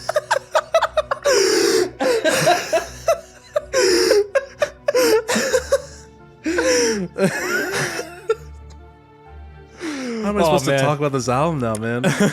Oh, yeah, man. I mean, when the kite string pops, that's notorious. That's wild. Well, I will definitely listen with caution. Mm-hmm. So my album, Revolutionary Pekingese Opera, it was a very fascinating experience. And I would definitely say sonically, I could see someone getting disturbed by this if they're going in cold. Me, with the buildup that I had, especially from album number 2, I felt like I was a bit seasoned for it, because I was just in the vibe, because this is one of the 4 I listened to back to back to back. Gotcha. And I guess I can get in my thoughts, and I can also get into like what little history about this album there is. I know very minimal about it because it was made overseas, and also they weren't a very popular culture band. I see. So this description's actually from the only information I got from this album was from Reddit. Hooray! Which this guy actually gave a very good rundown, if you allow me to read right now. Let's Talk Music r/Let's Talk Music, in case you're wondering. Ooh la la. Ground Zero is an improvisational Japanese band cited as the first to use turntables in improvisational music, recorded this album in 1996, and seems to exist in a weird vacuum just at the edge of what the writer would call an enjoyable listen. Gotcha. Yeah. Okay. He said like it was just outside of the realm of enjoyable. Each member of the group is very talented, which I would agree, and has a mix of like traditional Japanese instruments like the shamisen and the koto, but then also some like rock instruments like guitar, drum kit. There's some jams on this album, which is crazy. But it consists of really dense, mysterious, and dark soundscapes made up of improvised music mixed with samples from a wide range of like films, commercials, TV shows. It's pretty much the equivalent of like flipping channels on your TV. Yeah. Which I think is the main thing with this album. It wants to highlight just the constant noise we get from the media. In 1996, it's pretty impressive that they had that like strong of a grasp on it. Yeah. A lot of the samples come from a variety of different like Japanese media, but most of the samples are remixes of Heiner Goebbels and Alfred Harth's piece. They are a joint duo of composers, Peking Opera, which basically it is theorized that this album is supposed to be like a fuck you to them because they're two German composers trying to talk about Asian culture. Gotcha. So they decided to make like one of the most like inaccessible and like sonically harrowing experiences of all time. And honestly, props to them. Yeah, that's a cool level of petty. It's fucking rad, let me tell you. A couple fun facts about this album. John Zorn apparently worked with this band. Oh, what? Oh, shit. And he, that's right. For those who don't know, worked on Mr. Bungle's self-titled album. When I read that, I was like, oh, okay, I know what I'm getting into, low-key. Yeah. Because I actually did read a little bit about what the albums sound like before I like went into it. And I knew early on with this one, I was like, there's like no information about it whatsoever. A lot of this album is turntable samples of just commercials and noise. And it is very upfront about that. But in terms... How long is this album? In total, it's just under 50 minutes. Gotcha, okay. You can kind of tell right off the bat that this album is weird even before listening to it because it's just a picture of this person. It's like an illustrated drawing of this person's like hind legs, but like in a really minimalist style. I see. At least that's the version that on YouTube, that is the album cover. This album has gone through a few different iterations. The one that I listened to was version 1.28. Gotcha. Which I think that is the third iteration because it had received some love from the original composer. Yeah.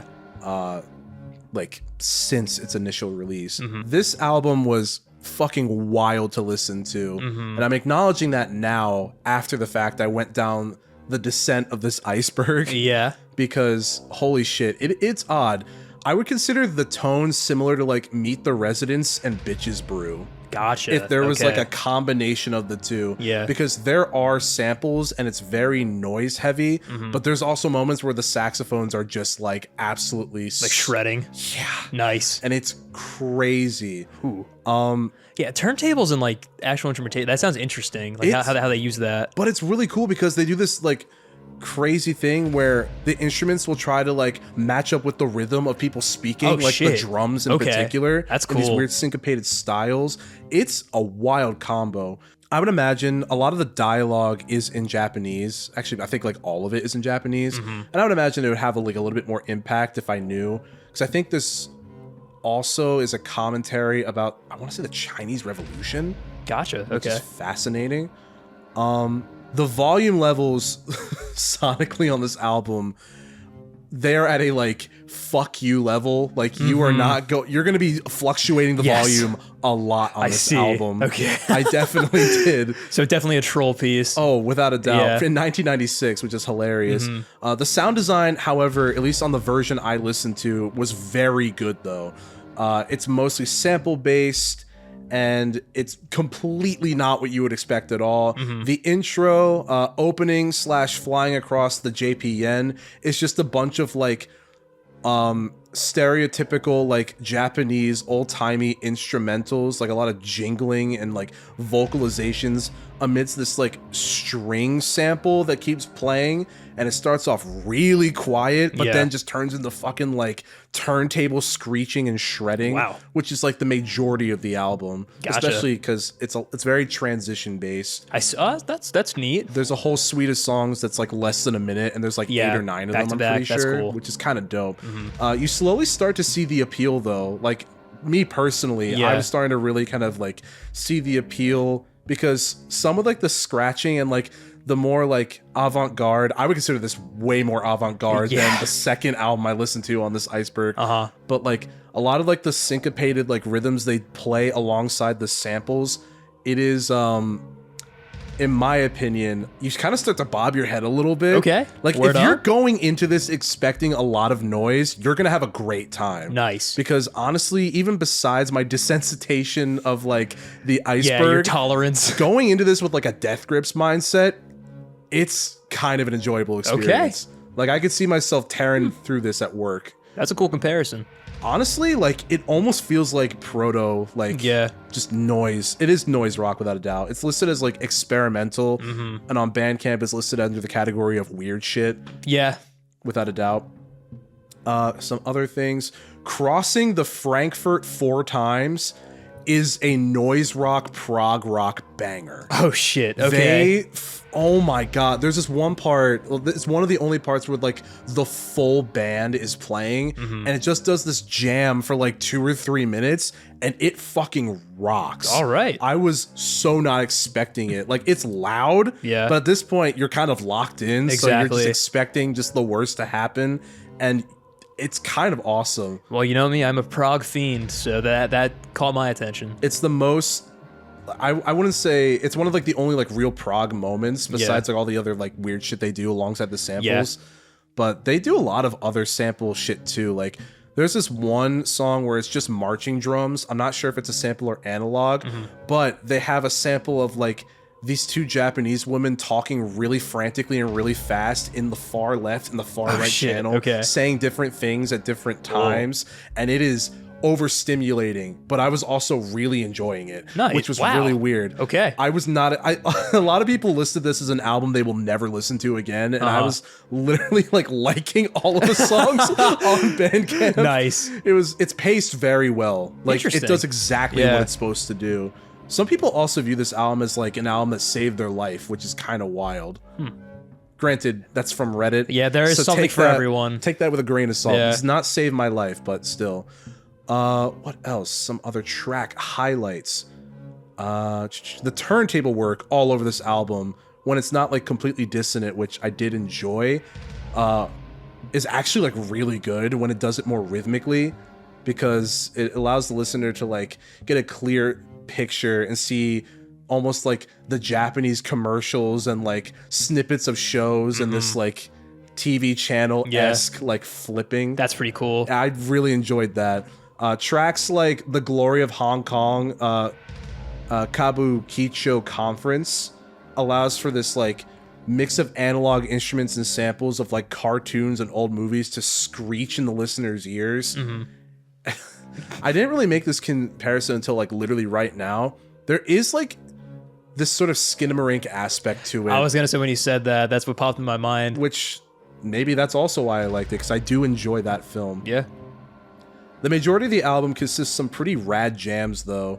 Paraiso 1, which is like Paradise 1 in Japanese, is beautifully done. Like at this point, you're kind of in this like state of like, oh my god, there's so much noise happening. Yeah. But then you get this really minimal sample for the majority of this one track of just this woman vocalizing over top like a really peaceful but yet kind of uncanny and haunting instrumental, and that's after like 8 or 9 tracks of noise. Yeah, so it's like a holy nice shit. refresher. Yeah, and then it ends in utter chaos, which of course is obviously lovely, but I really loved it. It was beautifully done. I fucking thought it was awesome.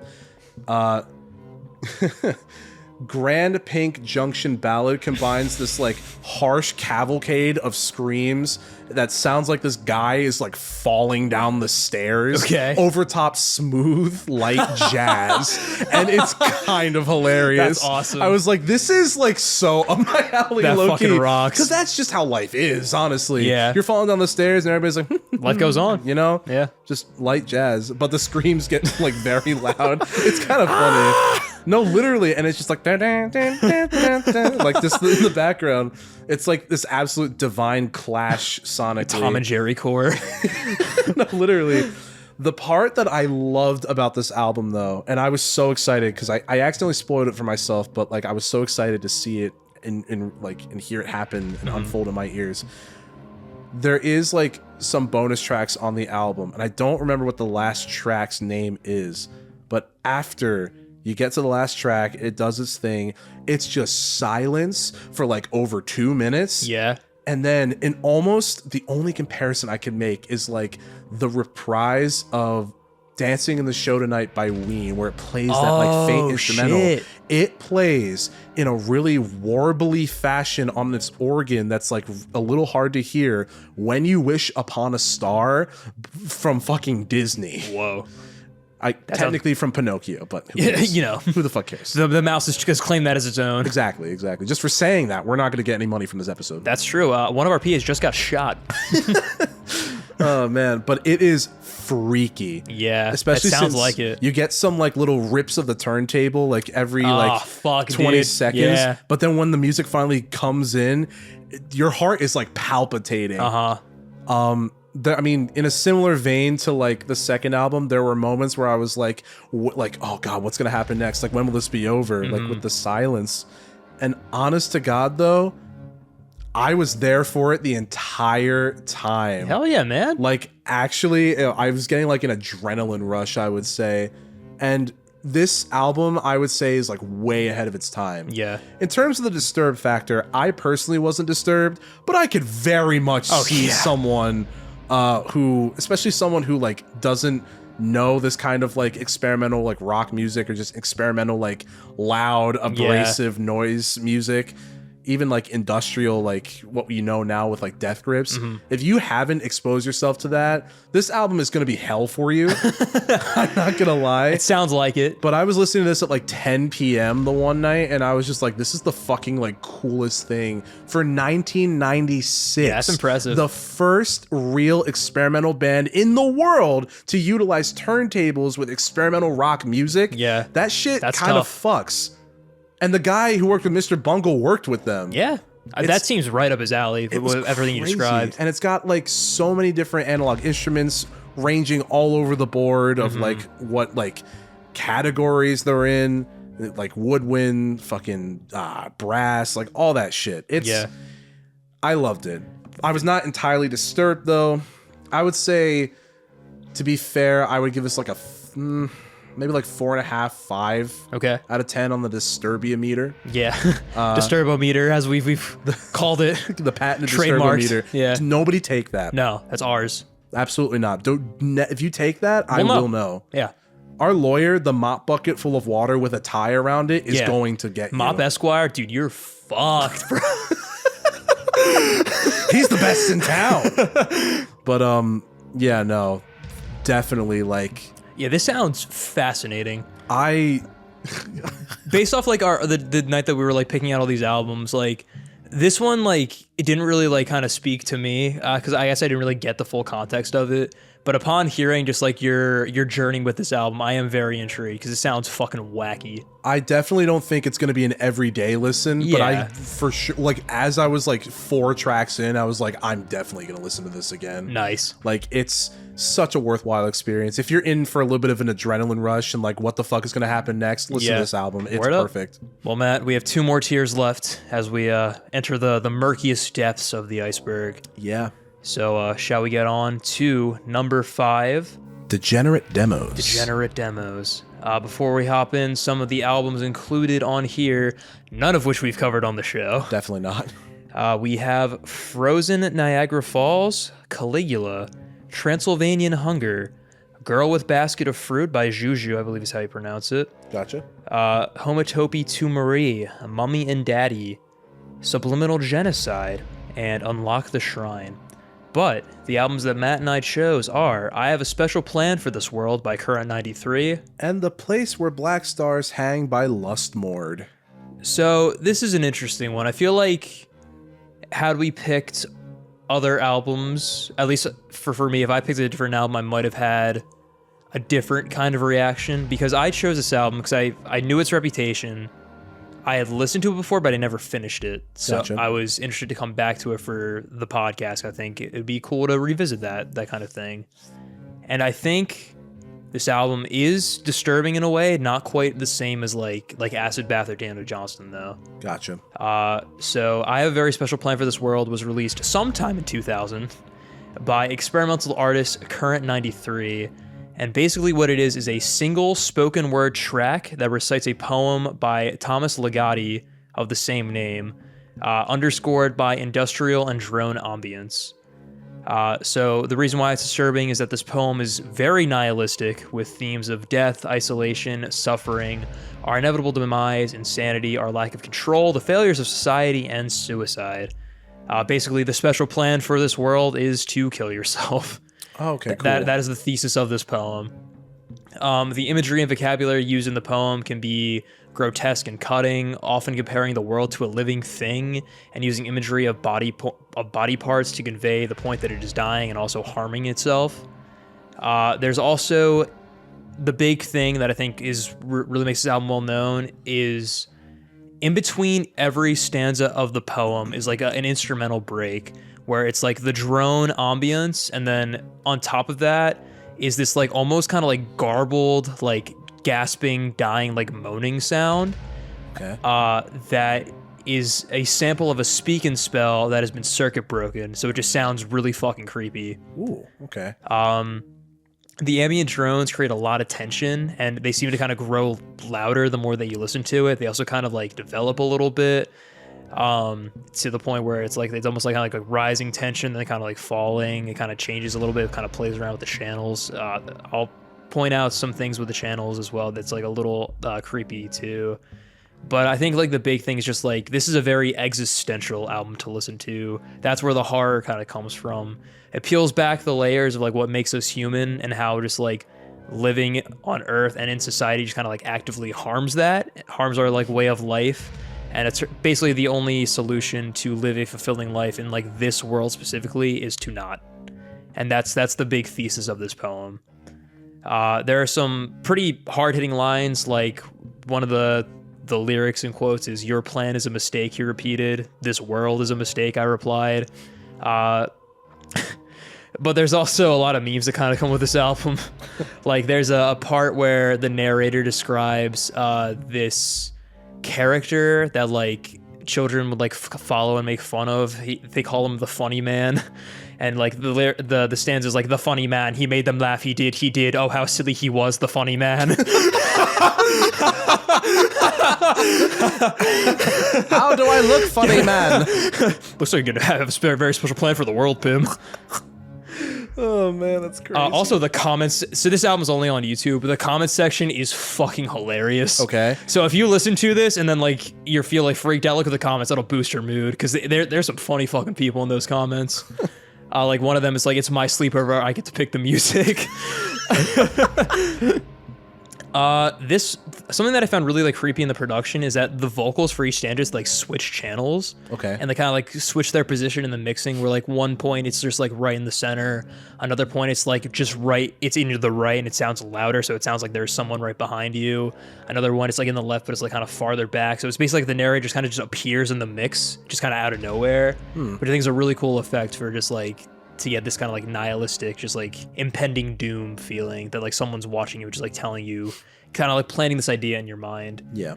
The raw nihilism that kind of peppers every stanza in this album is also just really is something that I just kind of took away from it. Like there's just a lot of emptiness and sadness inside this entire album that's basically just like about the futility of living, which is really unfortunate.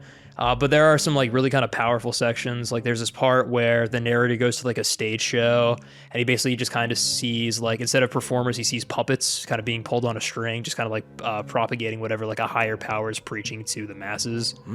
There's also a part where he speaks with an insane man, and like that's kind of where the thesis really presents itself, as the narrator kind of like sees like the insane man as like a dark mirror, and just basically kind of sees him as like a symbol of like the loss of individuality, where it's like this insane man is like kind of saved in a way because like we all are kind of like ingrained in the society to the point that like we all function the same, like things aren't predetermined but they are, but like this man has kind of escaped that because, you know, his mind is different, it's free from like the shackles.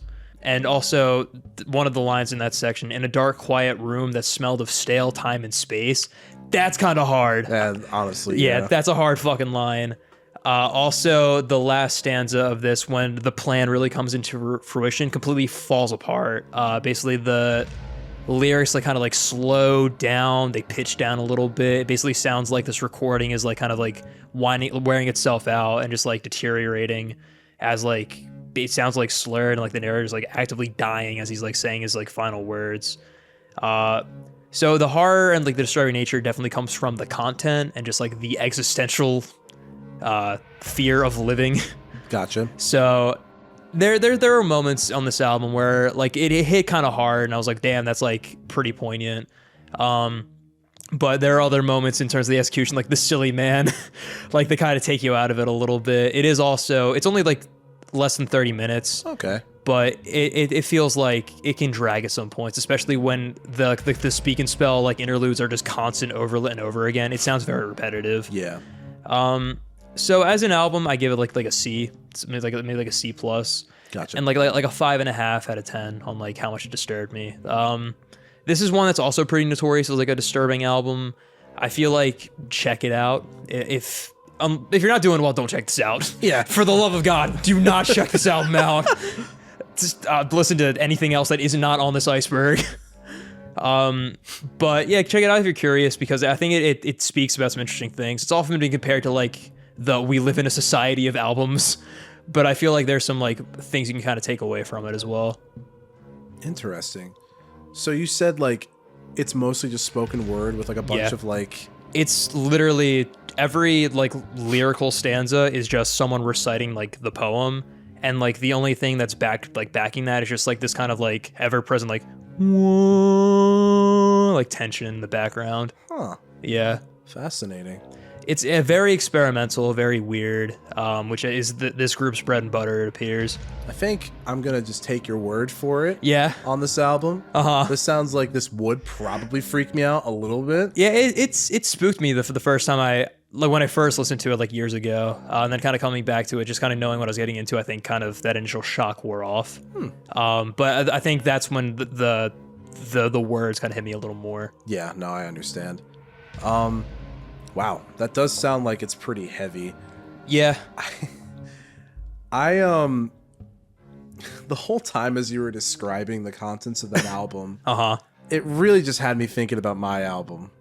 You know? Yeah. Oh yeah? Why is that? That makes it sound like I wasn't listening. I was listening. Yeah, that's good and all, but my album. Let's get to the real shit, okay? No, honestly, just I'm conflicted because like I'm gonna be very upfront with y'all. This album that I listened to, I was not very affected by it like at all. Yeah. Like even remotely. I see. So it's kind of incredible that it was this far down the list, especially on the same tier as this. My album, The Place Where the Black Stars Hang, I'm just gonna read the exact quote from the band because it is on Bandcamp. Okay. Also, it was released in '94. Is it also under the tag of weird shit? Yes. Nice. Hell yeah. Alternative weird shit in Los Angeles. Oh, okay. It was like, gotcha. Yeah, I've been to LA, guys. It sounds exactly like it's like the end of the universe out there. Yeah, no, this album for tone genre is just dark ambience. Yeah. There's no avant-garde label attached to this. It's just ambient music. Pretty much. I see. Lyricless ambient music. It was produced through BMI, I believe. Okay. Which was fascinating to read. But direct quote from the band. This is the mindset you got to get into with this album. Are you ready? Science, being merely another belief system, is as flawed and dogmatic as any religion, and accordingly has its own follies and fallacies. Our current uncritical faith in this ultimate truth only sustains a failure to recognize fundamental discrepancies and anomalies that warrant further examination. Objectivity is more intimately linked with expectations and needs than is generally appreciated. Our origins have developed from cellular chaos via pre-totemic and solar cults to the present reliance on the equally primitive cults of the atomic. There's more. Okay. The true course of evolution has only begun. We have yet to produce our own intrinsic mutation, or to gain a true comprehension of that space between space, those shadows between shadows and the infinite darkness thereof. It is time to uncover the magical graphs and ciphers that unseal the cells of these eldritch dimensions.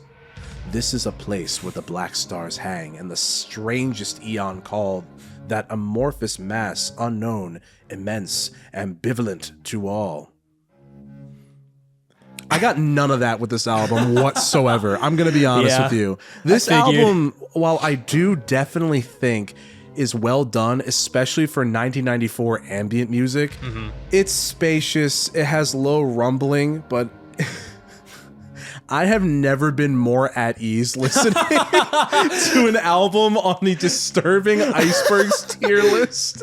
Like fucking this thing genuinely, like my heart rate was like the lowest it had been probably in a very long time. No pulse. Dude, like someone had commented on somewhere, I forget if it was on Bandcamp or Reddit, that they use this album to fall asleep. I can 100% see why. I see. Like, the scariest thing about this album, there's like some, you could even call them sharp, but I would say more like just like whispery sort of like cymbal hits that are like, you know, obviously they recorded it real loud to make it sound like booming and boisterous, but like they quiet it in the mix a little bit, which is cool. And I praise them for like the level of production they have. But if I'm being honest with you, like none of that, in my opinion, translated to like anything I was hearing. And I was really trying to get in the mindset of like, okay, this is going to be the craziest shit I have ever listened to in my entire life. This is where the black stars hang. Yeah, it says it right there. It sounds epic. It sounds... yeah, dude, the concept, when we were doing research, sounded cool as fuck. Yeah, that sounds fucking awesome. Yeah. It sounds like on the same par as fucking Sun O, Monoliths and Dimensions. Like somehow even greater than that. Which... I guess if you're into cosmic horror and like Lovecraftian horror, I can see how this could maybe be freaky, because there are some like light indications that there are like these giant creatures moving in this space, but a lot of it is just really ambient synthesizer humming with some whispering. There's this one part where like there's this whispering voice in both the channels like panning back and forth that are like saying some like random thing, but someone in the comments pointed out that it sounds like they're saying "I'm Audrey," which completely ruined the experience for me as a whole. So I don't want to clown on this album because like a lot of work went into it, but I wasn't like disturbed at all. Like this might be on the disturbometer, patent pending. This might be the lowest one out of all of them. Gotcha. I mean, fair enough for the other things that you've talked about so far. I also kind of think cosmic horror is dumb, but that's okay. Really? Things are big. Wow. That's so cool. That's so scary. Matt, are you telling me if you saw Cthulhu on the beach, you wouldn't be scared? Would you call him a bitch and then walk away? Is he going to work with the IRS? No, but he worked with he was written by a racist man. That's pretty scary. Yeah, H.P. Lovecraft. Mid-stories, great cat, you know? I love the cat. Great name. Great name. If you know, you know. Yeah. God, like literally my first note was, wow, the tones are so deep. It's almost comforting. And then I was like really excited because I was like, the idea that like the sensations you know of like in life are about to melt away with just the idea of something like basically hitting the edge of the universe. That is what they're trying to say. You're basically touching the end of the universe, and you now have to like reckon with that you're experiencing it in auditory form. It aims to challenge science and knowledge of the universe as we know it. And yeah, it sounds spacious and never-ending. The first track, Sol On, is an intro that will immediately like swallow you in the abyss, and you'll feel like a rumbling you've never heard before. I'm not gonna lie to you, when I was listening to it, I did feel like there was rumbling happening underneath my feet. That's neat. Which was kind of cool, and maybe that was my brain also like adding on to it. Yeah. But I wasn't like scared like at all. Periodically, you can kind of hear like thudding of like these deep drums like throughout each track. From like this description, I'm kind of like imagining like the attraction to like Disney, where you like see like a tornado like form, just kind of like it's just very like fabricated experience, like in like a planetarium or something. Yeah, no, honestly, this is the Disney planetarium of the disturbing albums Iceberg. I see. Yeah, no, I mean it's interesting. Aldebaran of High AIDS, that's the second track, and it's gonna fill your ears with like this whooshing, and like it goes between the channels. It's almost like a motif that happens throughout the entirety of the track, and then again there's some like deep thudding footsteps. Ooh, is it Cthulhu or is it an elephant? Who knows? Ooh, my favorite cosmic horror monster. One elephant. One singular elephant. Ooh, it's bigger. Wow. But the thing is, like, what was cool was like they explored the different soundscapes a little bit.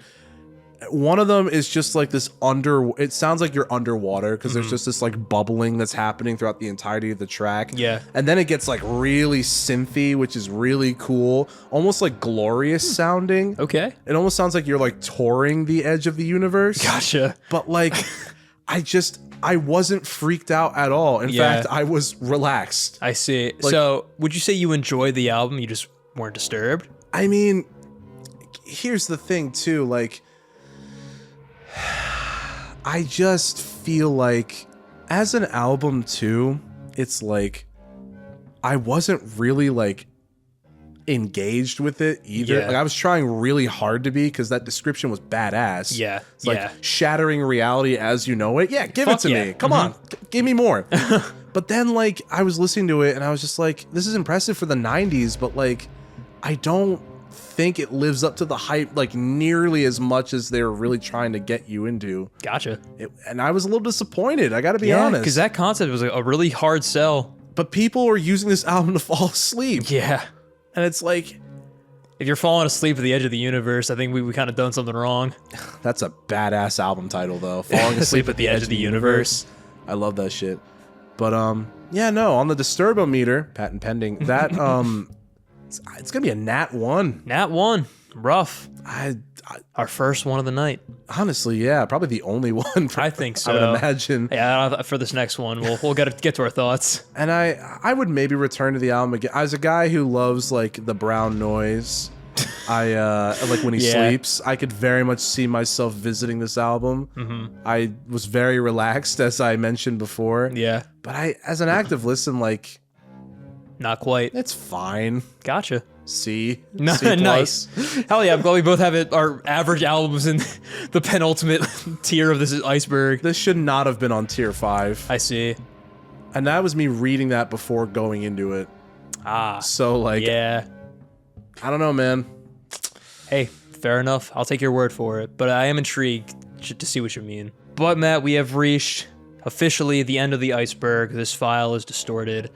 Now, family heads, beware. There are a couple of albums on here that are legitimately not safe for life. And as I mentioned, one that if you actively seek out, you probably will get arrested. First off, there is Buyer's Market by Peter Soto, which is an infamous exploitative album in which Peter Soto, a shock, I guess shock artist, he basically collected the recordings of both children and their guardians recounting experiences of sexual abuse that they had, and it just basically compiled it for like almost an hour, I think, and it's just I guess trying to make like a statement about child abuse, but in like the most insensitive and offensive way, by just using their stories without permission and just putting it out into the open. Yeah.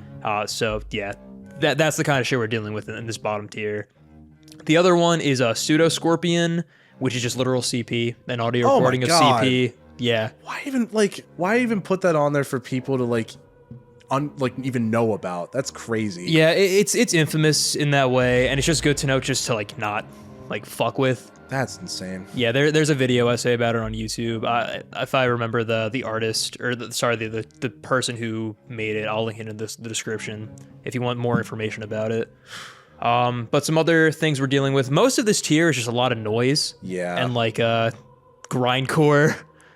But since some of the stuff on here is just kind of like too extreme, Matt and I decided to just both do the same album as to avoid doing anything a little too traumatizing. Which I think was smart. Yeah.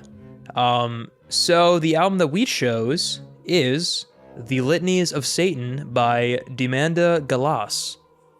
A very fascinating album. Yes. The version I listened to only has 2 tracks. Same here. Okay, cool. Yep. I listened to the 2020 version. Gotcha. I don't know which version I listened to. Yeah. Whatever's on Spotify. Remastered, just yeah. Deluxe box set edition. There's 4 tracks. Bonus tracks. AJ, broad thoughts. So a little bit of history. This was... never mind. We'll get there in a second. This was released February 25th, 1982 on Y Records, and it is an avant-garde album that recites a portion of the poem Les Fleurs du Mal by Charles Baudelaire that seeks to replicate the experience of being in hell while also promoting Satanism. Yeah. So I believe that this album was disturbing due to like the time frame it was released and just kind of like the shock of hearing such like, satanic preachings just out in like such a mainstream medium. Mm-hmm. And I think also as well as the vocal stylings of this album as well, as they are very untraditional and a little annoying. Yeah, I wasn't really like disturbed or freaked out by this point. I was kind of just getting irritated, if I'm being for real. Yeah, because this album's like about 30 minutes. It's a pretty short listen. I think the first track is like 17 minutes. Yeah, and the second track is like 10. It's a very short album. And also the first one is all in French, and then the second one is a cacophony of English and gibberish. I mean, broad thoughts. I did not care for this album. Neither did I. It's impressive. Like, this is like this artist's style, I believe. Like, she's an experimental artist, so her vocal control and range is definitely very impressive. Mm-hmm. It was not very pleasing to listen to, which I assume is the point. Yeah, I mean, if you're gonna be descending into hell, I would imagine that like it's not gonna be pleasant on the ears, eyes, or any of the senses. I guess hell sounds like this. It's French. Yeah. Oh my god. Sacre bleu. No, but I think I wrote that in my notes. It's like, the real hell was France. Yeah, I don't have too many notes on here. The only thing that I wrote in my talking points was meatballs. What? In the second... early on in the second track, which is just kind of like this cacophony of like Galas just kind of like just saying like random kind of like insane stuff. And like out of nowhere, like maybe like 3 to 5 minutes in, she just goes, "We're not talking about meatballs, we're talking about steak." And that shit fucking had me geeking when I heard it the first time. Oh, it's incredible. Oh, I thought that was so fucking funny. Oh my gosh. The vocal stylings are like in kind of an avant-garde, like Yoko Ono-esque. Like yodel. Yeah. Which I will say vocally impressive. Agreed, yes. Also, fun fact, this artist is like beloved. Yeah. At least on YouTube Music. They have like 1 million monthly listeners. Yeah, I think she's kind of like a prolific just like artist in the the experimental genre. Which, props to you, honestly. I believe this is also their debut. Oh. I might be mistaken on that, but this is, I think, early in her career. My first note was right away, I hate this. Yeah, when I first heard this album, where it was just like the super, like the back and forth, just like rushing scream vocals, like, oh fuck, this is all it is. And it pretty much was. There's a little bit of variety, but what you see is what you get. There's an A section and a B section amongst these. Yeah. It's crazy that we're clowning on like the last album on the Disturbing Albums Iceberg. Yeah, I mean, I guess to be fair, we did choose that, but that was just out of not wanting to commit crimes. Yeah, that's it. Hey. Yeah. I was gonna say something like, unlike you, I like as in the audience, I don't really want to commit crimes. Unlike some people. Family is, you got a lot to answer for. The demons, I refer to him as the boy in the Rocky Horror Picture Show. His name is Donnie from the Wild Thornberries. Yes. A lot of the demons just sound like Donnie from the Wild Thornberries. Yeah, they do. Like literally, we're talking about steak. We're talking about. Dude, that shit took me so off guard. I thought it was so fucking funny when I heard that. I don't remember her saying anything about meatballs, but I do remember her saying like, we're talking about steak. Yeah, we're talking about steak. We're not talking about meatballs. Oh man, I hope they have shirts that say I'll buy one. Yeah, honestly. official merch. That's fucking awesome. I love that. That's fucking hilarious. I mean, I guess, do you think this is like a successful kind of portrayal of hell?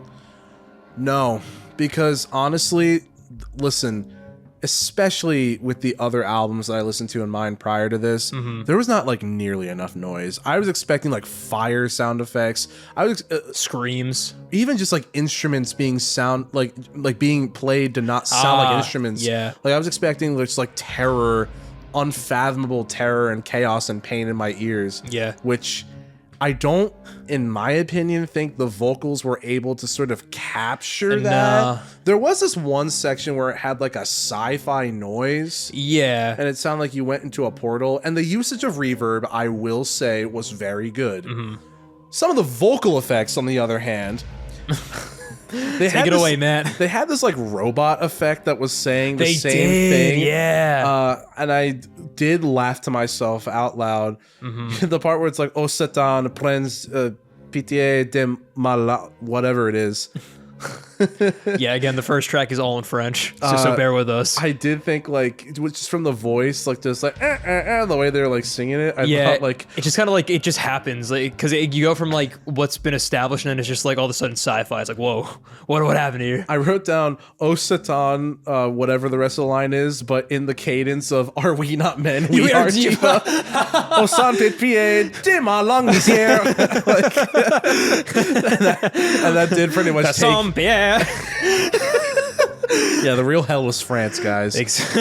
I can see a few realities where this would be unsettling. Like, yeah, granted, I was in broad daylight. I had my headphones on. I was just kind of doing my thing at work, and I tried really hard to like get in the zone because I also was doing a task that wasn't like so taxing on my brain that I could focus on it. And I was just sitting there like, what the actual like? This is not. I was expecting like pure hell because people were hyping this up as like the embodiment of descending into hell, and I did not feel that. Yeah, not really. I mean, like maybe if like we understood like the lyrics, because like from what I gather, like the whole poem in the first track is just kind of like an ode to Satan. Yeah. So like maybe that would have helped as well, and like there's just like a language barrier there. But like even the stuff in English on the second track, it just sounds more goofy than anything. Like I think it's supposed to like portray like insanity, which I guess you can see, but it just comes across as just like a little silly. It was honestly. I think really like this album is mostly disturbing just for the time that it came out, because like there's probably nothing like this. 90s? 80s. Yeah. Oh, yeah, that makes sense. Yeah, the vocal control you need to just like scream like this, especially on track 2. Yeah, for so long too. Holy shit. It's definitely not pleasant, but I was impressed, I will say. It was kind of striking a similar vein to the 4th album I listened to. Yeah. Just because like lots of noise, but at least with that it was like stylistic, and they did a lot of cool shit with the turntables and like had noise that was loud and blaring, but like not this. So I did not really get that like same charm. I like the usage of the sci-fi sounds to make it seem like you're like transcending into hell and you go through like a portal. I thought that was neat. Yeah. I kind of wish that like if there was going to be production like that there would be more. Yeah. Quite frankly, because that sound effect was like really cool, and I thought, okay, now we're getting into it. Yeah. They did the ritual. We're going to hell, but no, it was just reverb and more screaming over again. Yeah. There are more voices. I'll give them that. but yeah, same difference. It's very repetitive. Like, it does sound like an endless space as it contrasts like the low rumbly synths. Just I don't know if you experienced it too, but like on the second track, I feel like there was like a boost in volume at one point. Yeah. And it was like really loud and sudden and like spiky. Like, I mean, granted, we're in hell, so I think like maybe that's like what the most terrifying thing is just, you know, hell is just kind of like it's just kind of isolating, and it sounds like this. Like maybe that's kind of like the reason some people find it scary, because, you know, it's not our expectations, it's something even worse in their minds. And maybe with that in mind, if I listened to this while I was alone, I probably would have like a way different like experience. Yeah. Which maybe this deserves me going back to it.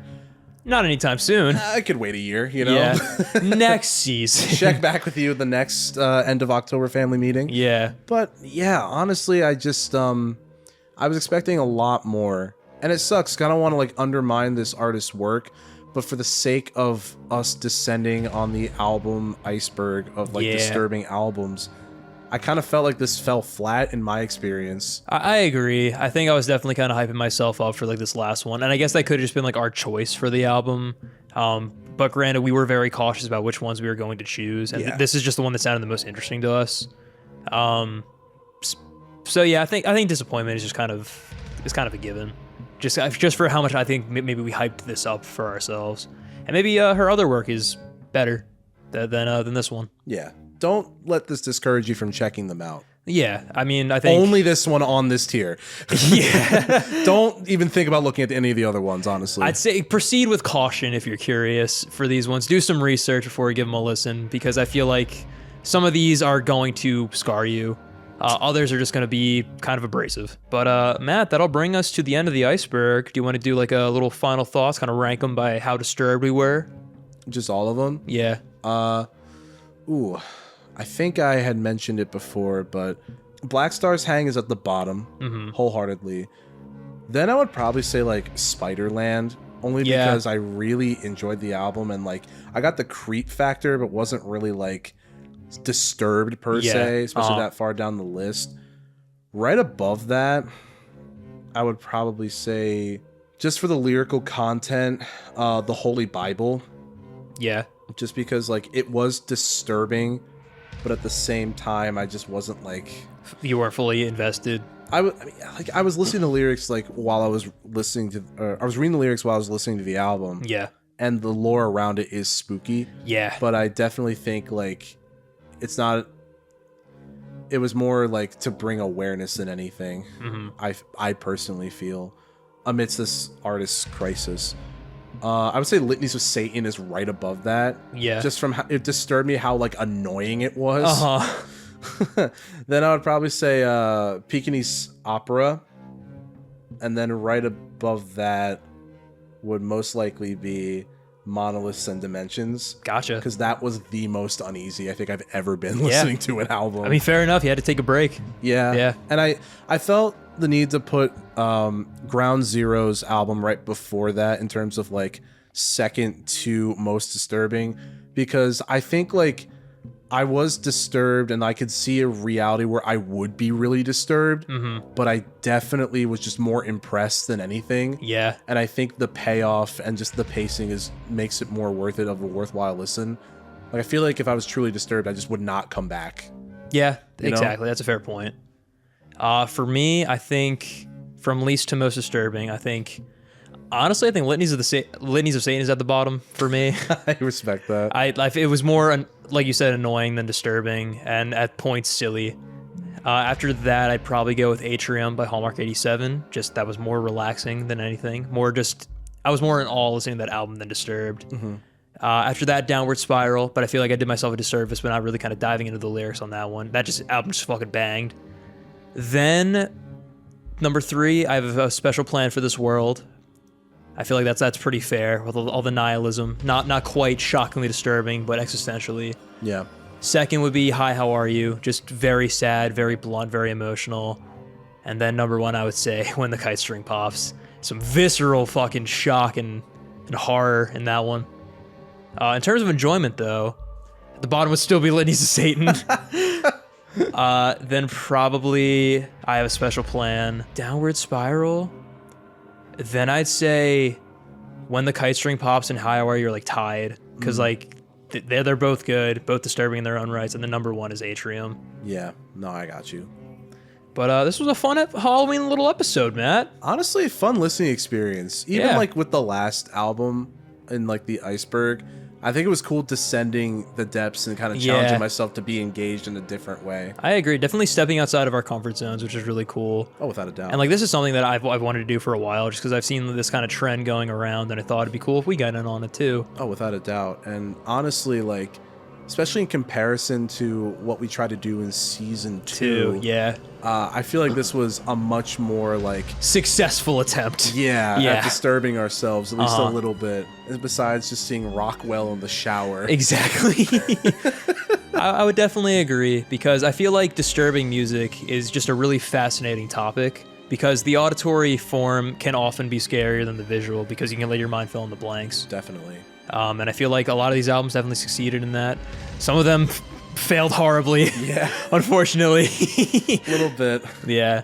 But happy Halloween, family heads. Hopefully you enjoyed this spooktacular episode of Family Meeting. As always, my name is Matt Glass. I'm AJ Tsunari. And before we hop off, I just want to say, check out these albums for yourselves. Again, proceed with caution. Definitely. Let us know what you think. Let us know which ones disturbed you, if you agree or disagree with our opinions. And we'll see you next week for the first episode of our November block. Enjoy your Halloween. Yes. Beware! Peace! Mwah!